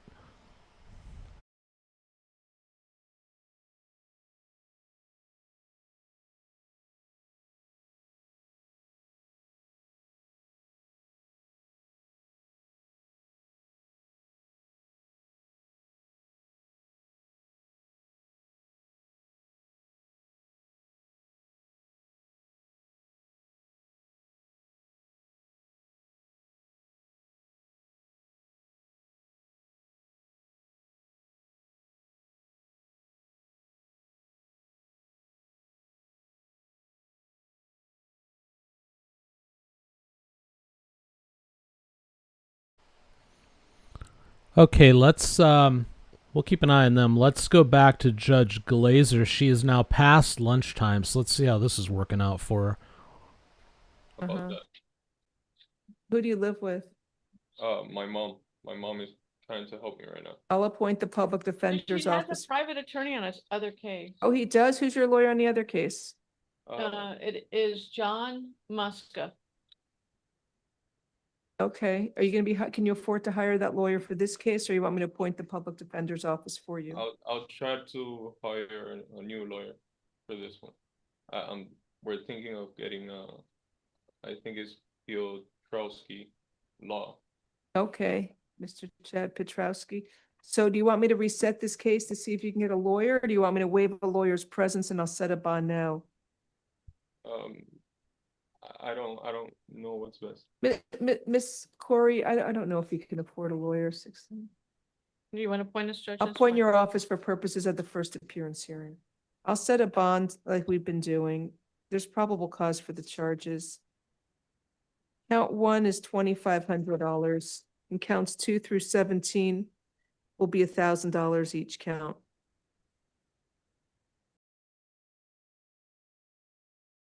Sir, no unsupervised contact with any minor children. Do you understand? Yes. Yes, I understand. Thank you.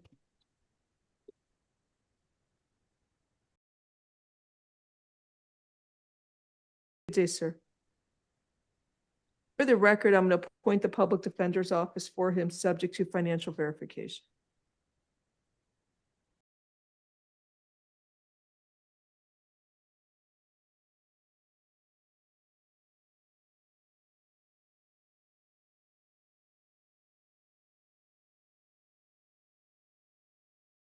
Next is Ron Donaldson. Your Honor, he refused court and these are added charges. Okay.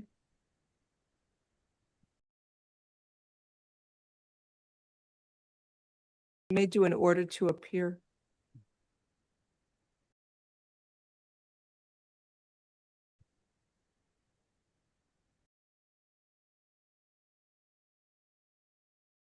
Mr. Donaldson, he refused or NBC? He refused. There's probable cause for the charge of armed sexual battery and false imprisonment with a weapon. Reset it for the afternoon.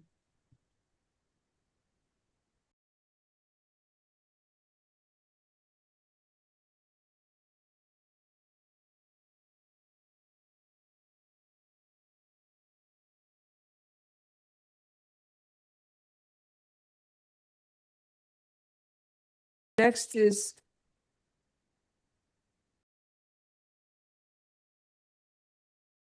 we have is Anir Diaz Figueredo. Your Honor, he refused court. This is an added charge. We'll waive his presence. Appoint the public defender's office, waive presence. There's probable cause. Bond is $2,500.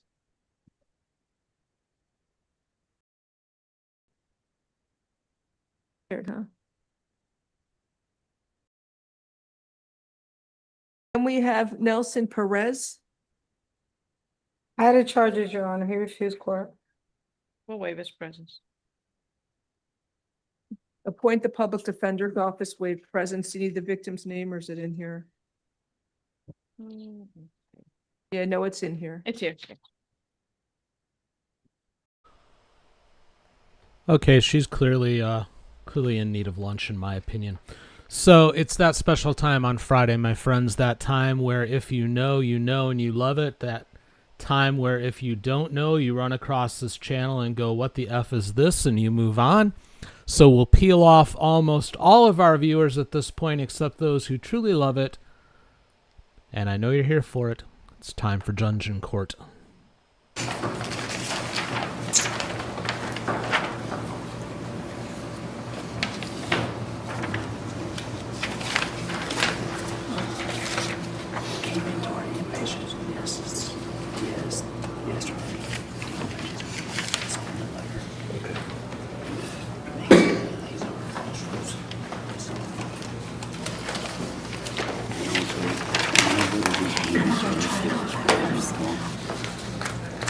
That depends on them. I don't know if you can do it while you're in patient.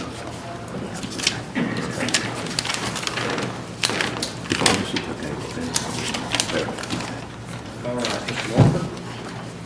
Judge, I'd like to continue half he's on. He checked himself into inpatient from outpatient and wants to continue with that line of treatment, please. I think that is a wise decision, Mr. Frick. Because as I was reading this, my thought was I may be revoking your bond today and sending you to jail. And then I got to the point where you came to the realization that you needed more help than what outpatient was providing. And that is very encouraging, and I'll certainly give you that opportunity to do so. Thank you. So let's come back.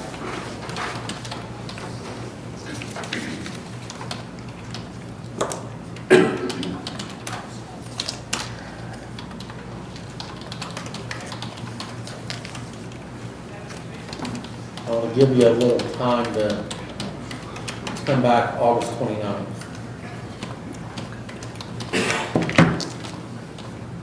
That'll be a pre-trial hearing. All right, take advantage of this, Mr. Fair. I will, sir. Thank you. Thank you, Your Honor. Thank you, Mr. Moore. Daryl Runyon, State of Ohio versus Daryl Runyon. All right, this is State of Ohio versus Daryl Runyon, here 23529. This is Mr. Morford's case, and it's set as a pre-trial.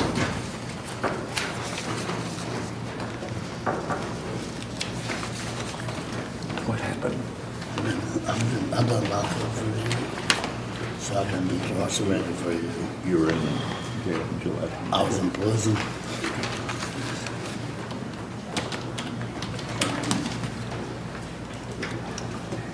I've never Where? been in Silver Coffee.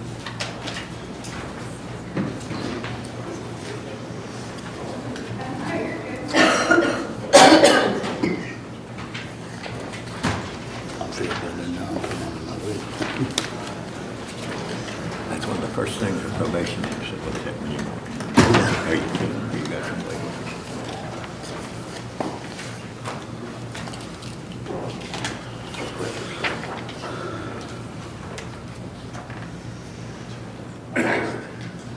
Is he in treatment now, or what's going on?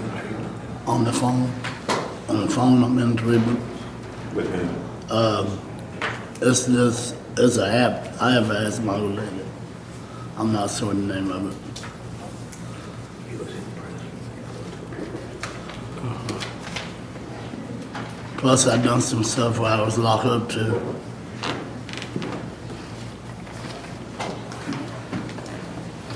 Well, we wanted to dismiss him after he finished his treatment with the payment of court costs, so we gotta find out what's going on there.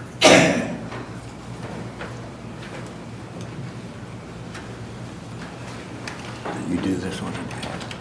Yeah. Judge, he's engaged in counseling by telehealth, I believe. I think that's one of Mr. Heald's concerns, is that he complete a course of treatment. I don't know whether that would be acceptable to the court or not. Can you tell me the name of it? I don't know the name of it. My fiance got me on it, but I lost my phone. That's why I haven't been on it the last couple of weeks. Plus, I've been locked up and I've been doing stuff for myself. Mr. Hill, thoughts? Well, this is a 2023 case, and there had been quite a lapse there between the last time we saw Mr. Runyon and currently. Back then, in 2024, he was supposed to be going to treatment, and that was not completed at the time. So we'd like to know what kind of treatment he's doing, or at least get something from a provider that would say that he's done what he needs to do, or he doesn't need treatment anymore, that kind of thing. Way back when, we talked about a dismissal with the payment of court costs if he was successful in treatment. And that's been a while ago. When do you expect to get a phone back? I'm getting the phone back as soon as I get home. I don't live here now. I live in Franklin County. Where do you say you live, Mr. Morford? Franklin County. Franklin County. Franklin Yes, County. sir. Okay. I wonder if that changes any of the calculus on Mr. Hill or not. I was gonna have him assessed by someone here local in the back, but if he's in Franklin County, I don't know that we have anybody to assess him there. Plus, I'm on probation down there. That's why I'm staying down there. In Franklin County? Yes, sir. Well, it might be that we've done all we can do with this case, and perhaps it will be time to dismiss the case. But I think it would be a good idea if we had a chance to speak with the alleged victim and make sure that there haven't been any more problems. Okay. So if we could do that, I'm running Jasmine ragged this morning, so. We can do that on another day. All right. let's do August 11th. That'll be a pre-trial 10 a.m. If that works with your calendar, Mr. Morford. I'm sorry, Judge. August 11th. Let me look here, Judge. I've got a bad August. I have a trial in front of Judge Finley then, Judge. August 18th.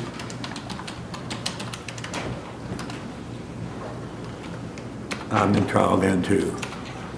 August 22nd, I know works. Yes, I'm here then. All right. Set for August 22nd at 10 a.m. That's going to be a pre-trial. Mr. Rundon, the state's going to reach out to the alleged victim in this matter, and that maybe that there's a conclusion in your case at that point. Okay. Depending on what that conversation yields. Thank you, Your Honor. Thank you. Thank you. All right, I have another arraignment, State of Ohio versus William Cottle. All right. Got another arraignment. William Cottle.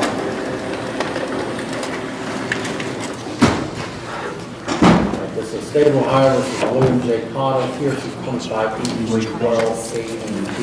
Mr. Cottle is present here this morning, and then there's also COB 25-448.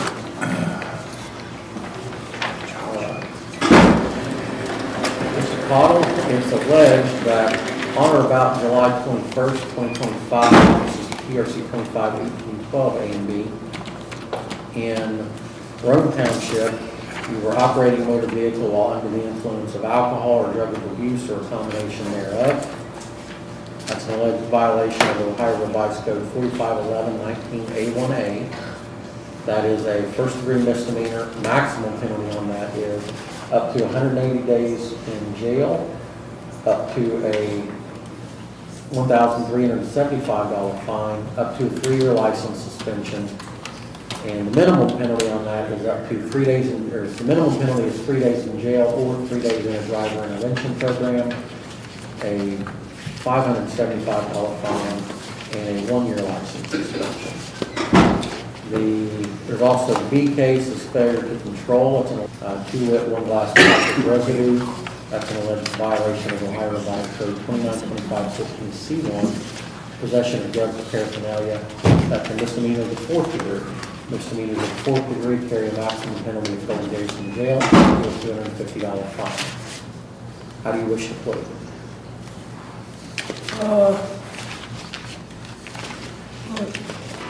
No contest this time. All right, so you want to enter a no contest plea? You're not admitting that you committed the violation, but you're not contesting the facts surrounding the violation. Now, you understand that this is a case that you could go to jail on.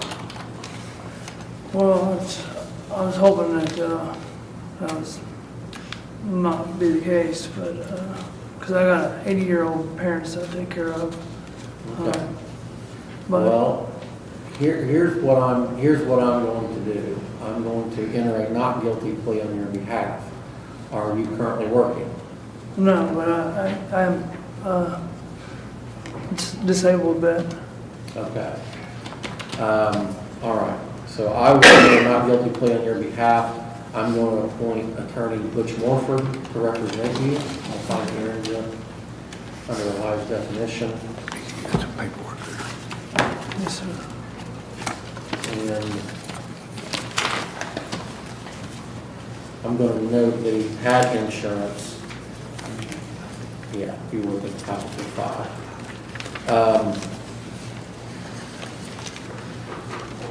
I will allow you to sign us, well, before we do a bond, I want to have them screen this before we do a bond. So is there somebody that can screen Mr. Cottle? All right. Mr. Cottle in the back, Jeremy of RRS, he's directly underneath the courthouse painting. Back there, he's going to do a urine screen on you, and then we're going to have you out to determine your bond at that point.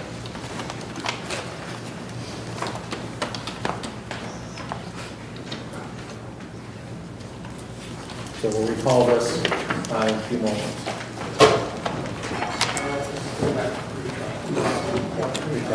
All right, we're going to go back to the pre-trial docket. State of Ohio versus Joseph Barber.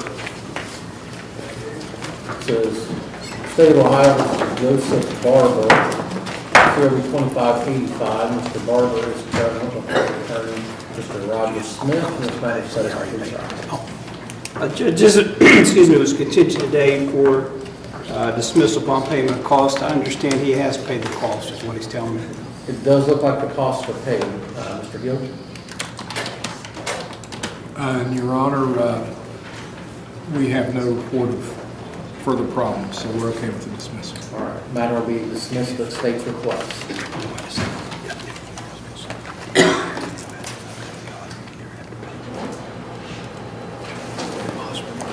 Thank you, brother. Take care of your day. Barber, you're free to go. Thank you.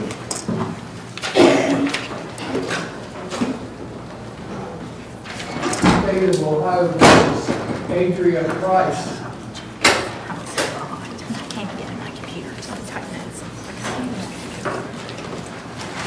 This is State of Ohio versus Adria Price, CRB 24693, CRB 2557. Mr. Roger Smith's case set as a pretrial. Judge, we were here last week. This case has a long history, and I was not aware that Judge Cap would not be here. We set it for today to make sure that she got in path. She says she has an appointment on Monday. Yep, at 9. At 9 o'clock Monday morning. If we could come back any day but the 18th or 29th in August, as soon as you want to do it. We should have some type of report from Pat saying how she's doing and she's actually August 4th? in service. Yes, sir. August 4th. August 4th. You said August 4th at 10. 10. And then make sure they have the release, they can send the report to the court. Sounds good. Defendant's request this matter will be continued to August 4th at 10 a.m. Thank you, Judge. Thank you.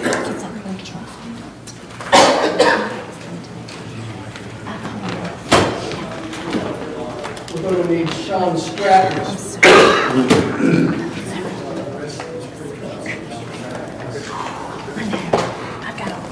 All right, Mr. Stratton, you're up. Yes. You've got the rest of the pretrials. You've got the rest of the pretrial. State of Ohio versus Elias Blankenship. State of Ohio versus Elias Blankenship, PRC 251687 AMB. This is Mr. Stratton's case set as a pretrial. Your Honor, the state has offered Mr. Blankenship to plead out to the OVI. I don't think we're in a position to do that today. So we would like to set this for another pretrial, and if the state wants to set it for trial, we'll set it for trial. All right, how far out are we looking? Mr. Hill, would you rather it be set as a pretrial or trial? Well, trial, if the pretrial, there's no reason to have further discussion, then I guess we have a trial. Okay. All right, how far out are we looking, gentlemen? Mr. Hill, I know you're here every Monday and Friday. Your Honor, not the 4th, 11th, and the 18th, but any other time would be fine. 22nd? The 22nd? Yes. Mr. Hill, does that give you enough time? Well, the only thing I have to do is check with the trooper to make sure that he's available on that day. So we're okay with August 22nd. This was the first pretrial on this, and so there's no time issue on this case. You set that for a trial on the 22nd, Your Honor? August 22nd for trial at noon. All right, thank you. All right, thank you. All right. State of Ohio versus Alicia Connor.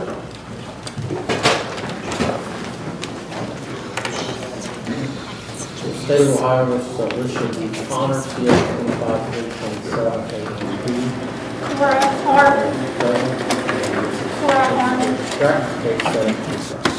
Your Honor, the state has offered a plea on this and an offer of 180, recommendation of 180, suspend 175, 5 days in jail. That's unacceptable to Ms. Connor, so we're going to set this for trial too.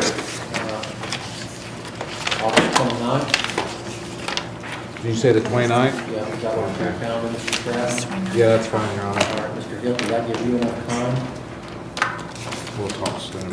August 29th should be plenty. Thank you. August 29th for trial at noon. All right, thank you, Your Honor.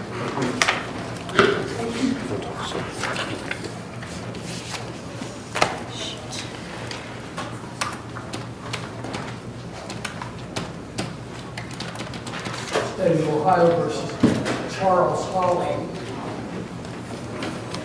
State of Ohio versus Charles Hawley, CRB 25-383, CRB 25-377, CRB 25-368. So Mr. Stratton's case settles for trial. Your Honor, Mr. Holly has been to RS. No services have been needed, so we're at an impasse here. The state hasn't indicated what the state wants to do. They've given no offer on this case, so that's where we stand. Here's the alleged victim, may be present in court today as well, so I'll give Mr. Hill an opportunity to speak with her.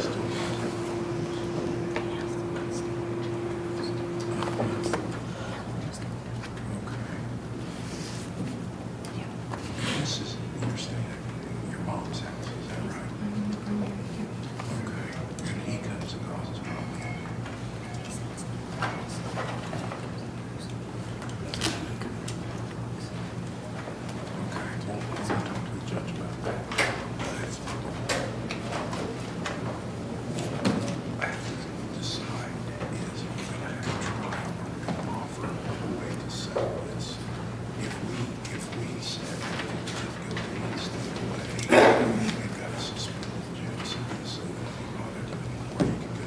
See what he says.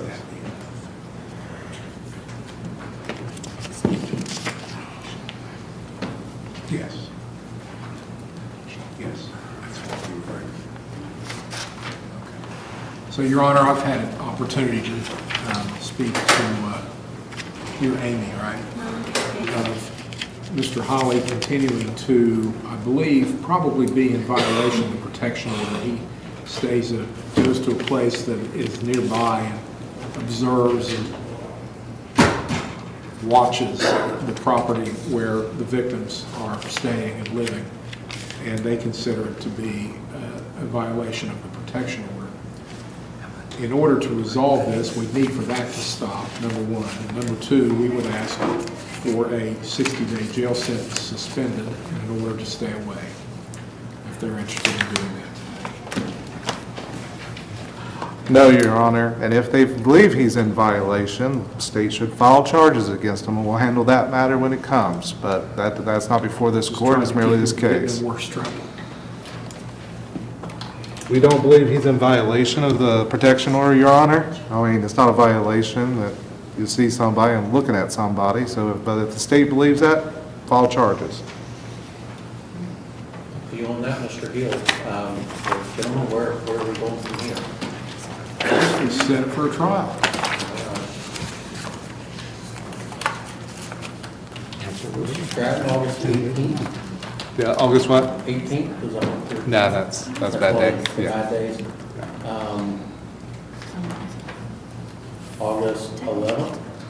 The 4th and the 11th and the 18th, Your Honor. All the Mondays, basically. In August, yes, yeah. Let's go and do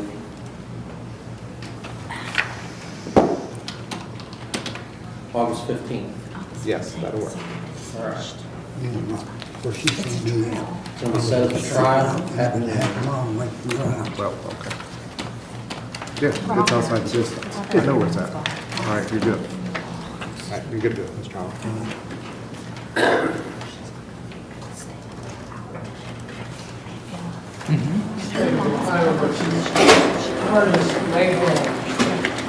Your Honor, these cases are also outside the 10-day window for jury demands. They'll have jury demands with them shortly. Take that up whenever we get them. If the jury man within time, you're certainly entitled to that. Yes, Your Honor. All right. So State of Ohio versus Curtis Mahan, CRB 25-303. We have. Mr. Stratton's case set for pretrial, and looks like the ADA alleged victims in court and the West. Your Honor, this is in addition to two other cases that are Andrew Nathaniel Mayhem. Yes, so I believe we probably can address all those cases together, Your Honor. Let's go ahead and call those as well. He's still right by my house. But I know, but they want you to serve 30 days in jail for his behavior. Andrew Mayhem. For his behavior. Yeah. State of Ohio versus Nathaniel Mayhem. This is State of Ohio versus Andrew Mayhem, Sierra 25302, State of Ohio versus Nathaniel Mayhem, Sierra 25304. Mr. Andrew Mayhem is present. I had noted that he was in a higher council, and Daniel Mayhem is also present. I had noted he's higher council, but I don't see council with him. I ain't had time. I literally just started a new job up in Upper Sandusky doing blacktop, so.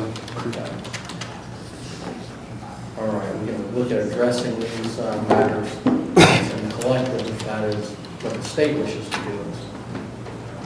So, Your Honor, the state offered for my client to plead to the charge, and I believe it's the same offer that is given to the co-defendants here, to plead to the charge and each of them to serve 30 days in jail. That's unacceptable to Mr. Mahan. I'm assuming it's also unacceptable to the other two also. I think they need, I would like the other two to have counsel either appointed or set up for another pretrial where they'll have counsel here. So I asked the court to address that issue. But as for us, we're not accepting that offer. Okay. Start with Andrew. Yes, sir. Do you have the money to hire counsel? No, I don't. Are you working? Yeah, I just started working again at paving company up in Upper Sandusky. Okay. Are you paid hourly?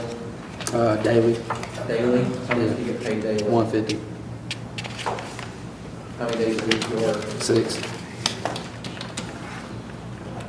You have any dependents? No, sir. All right, you're not going to qualify for appointed counsel. Mr. Nathaniel, are you working currently? No. You're not working at all? No. You wish to have counsel appointed? Yes. Okay. I will appoint Attorney Butch Morford to represent you. Much money.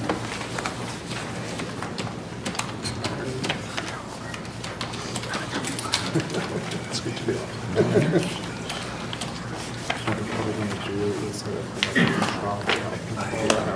Huh?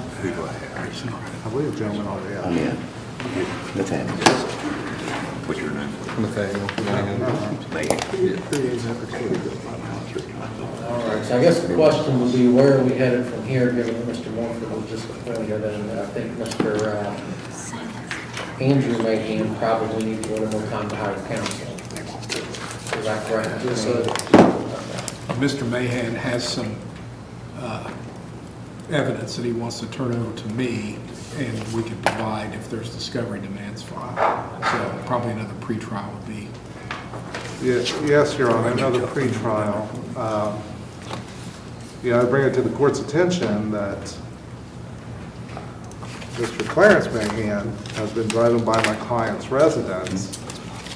My client hasn't spoken to him, haven't communicated with him in any regards, but would you like to explain to the court what he's doing? Your Honor, he keeps going by, flipping me off, revving his vehicle, hollering out the window, "I'm going to kill you, burn your house, and I'll get away with whatever I want to do." Well, as your counsel so eloquently stated to the court, if you think that he's committed a criminal violation, then you're free to file charges, but that's what you need. Stop. Wait, just one second. Just one second. I'm talking. 1 second. Yeah. If you think he's committed a violation, you're certainly free to call the sheriff's department and file charges. That is within your rights. However, protection orders do not go both ways. So he can, while it might be evidence the opposite direction as far as if there was some alleged violation of a protection order at this point, that's not before the court. It might be mitigating evidence, but they don't go both ways. So technically, he can reach out to you, and if you respond, you're in violation. And that's just the state of the law. Whether you like it or you don't like it, that's the field we're playing on. But if you feel that he's done something wrong, you are certainly free to call the sheriff's department, file charges, and then the state would take up whether they think that something has been committed. And if it has and it comes before the court, we'll take it up then. But at this point, there's nothing you can do other than ignore it, and we'll call the sheriff's department. Can we make a request? We cannot file a protection order against him without a physical address for him to be served. We need that to file a protection order through the court against him. You'll need to speak with your attorney about that. Okay. Okay? All right, so I'm going to set all three of these cases back, and I want to give Andrew Mahan enough time to be able to get counsel, get some money together and get counsel. So let's set this back for August 29th. And that'll be pre-trials at 10 a.m. Your Honor, I think the court issued a protection order in this matter for Mr. Clarence Mahan, correct? There are three protection orders in this matter.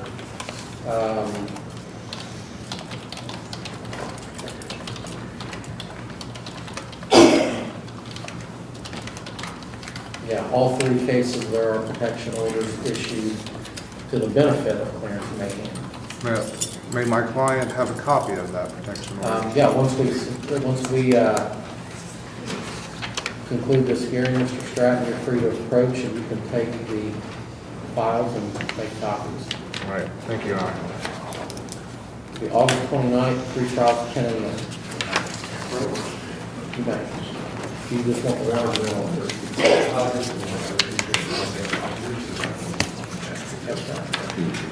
And Mr. Morford, if you want to approach and take a copy of the file. Thank you. So you can make a copy of the file. All right, I'll see the parties back August 29th. Thank you.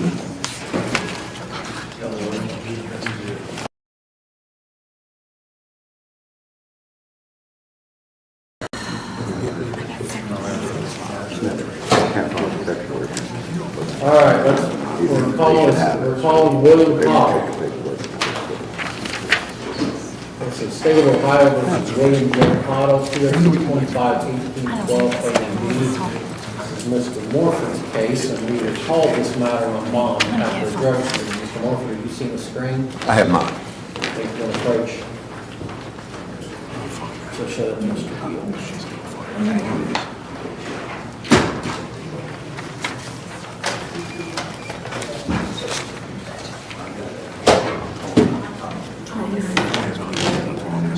August 29th. August 29th.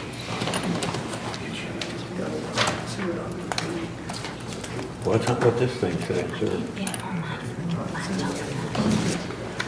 You're positive for methadone, fentanyl, and THC. License for THC. Okay, well, do you have a script for fentanyl? No, From that road man?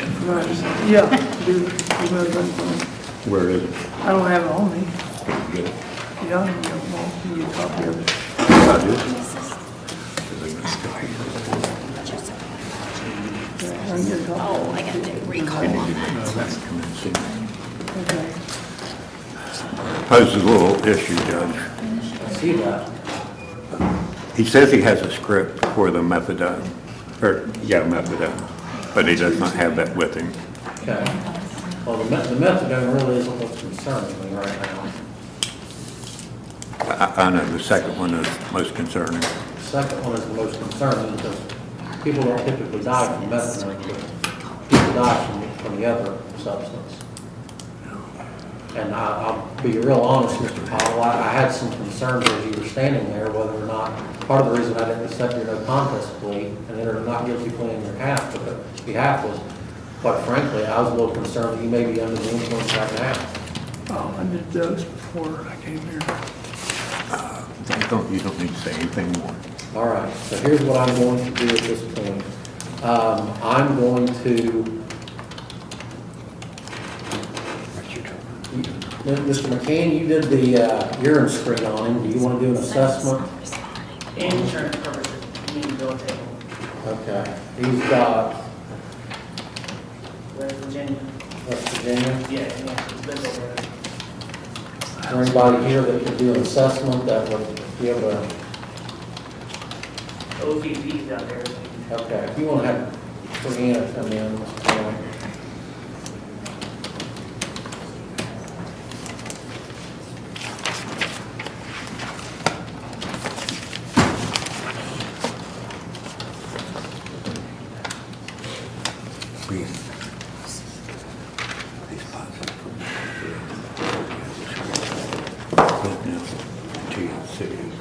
such as license. We can do the assessment. We can only take so many medical patients at one time, so we may not have a bed available today. We can do the assessment and get them in as soon as we get That works.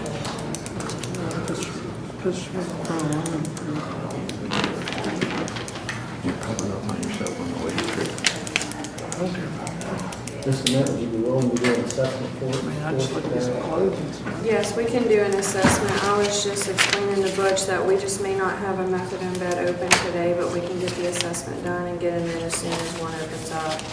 Okay, yeah, I'm a little more concerned, I don't know if have you seen the drug screen? Yeah, I've told seen her. his results. Okay. And that's what concerns me, plus what was said in here today. Yes. So let's recall this again here in a few minutes. I'm at Mr. Powell, I'm going to do this, and then we'll determine what's going to happen from there. Okay. Thank you, Judge. Thank you, Your Honor. Hey, William, that's yours. Okay, friends, it's that time, but we can watch some kittens playing with each other for a second. I hope you had fun today. I hope you had fun all week. I try to do things that are fun. Hopefully it translates. But speaking of fun, I'm going to do my very best to be with you guys tomorrow evening for a game night, and hopefully that works out. Like I said, I'm 85% certain. Oh, wow, they're really wrestling there. Good for them. But yeah, if that goes off without a hitch, it'll be 8 p.m. Eastern, 5 p.m. Pacific, and encourage you to join us then. Otherwise, we'll be back Monday, 10 a.m. Eastern, 7 a.m. Pacific, half an hour earlier for channel members. Go have yourselves a great weekend. You all deserve it. So take care. God bless.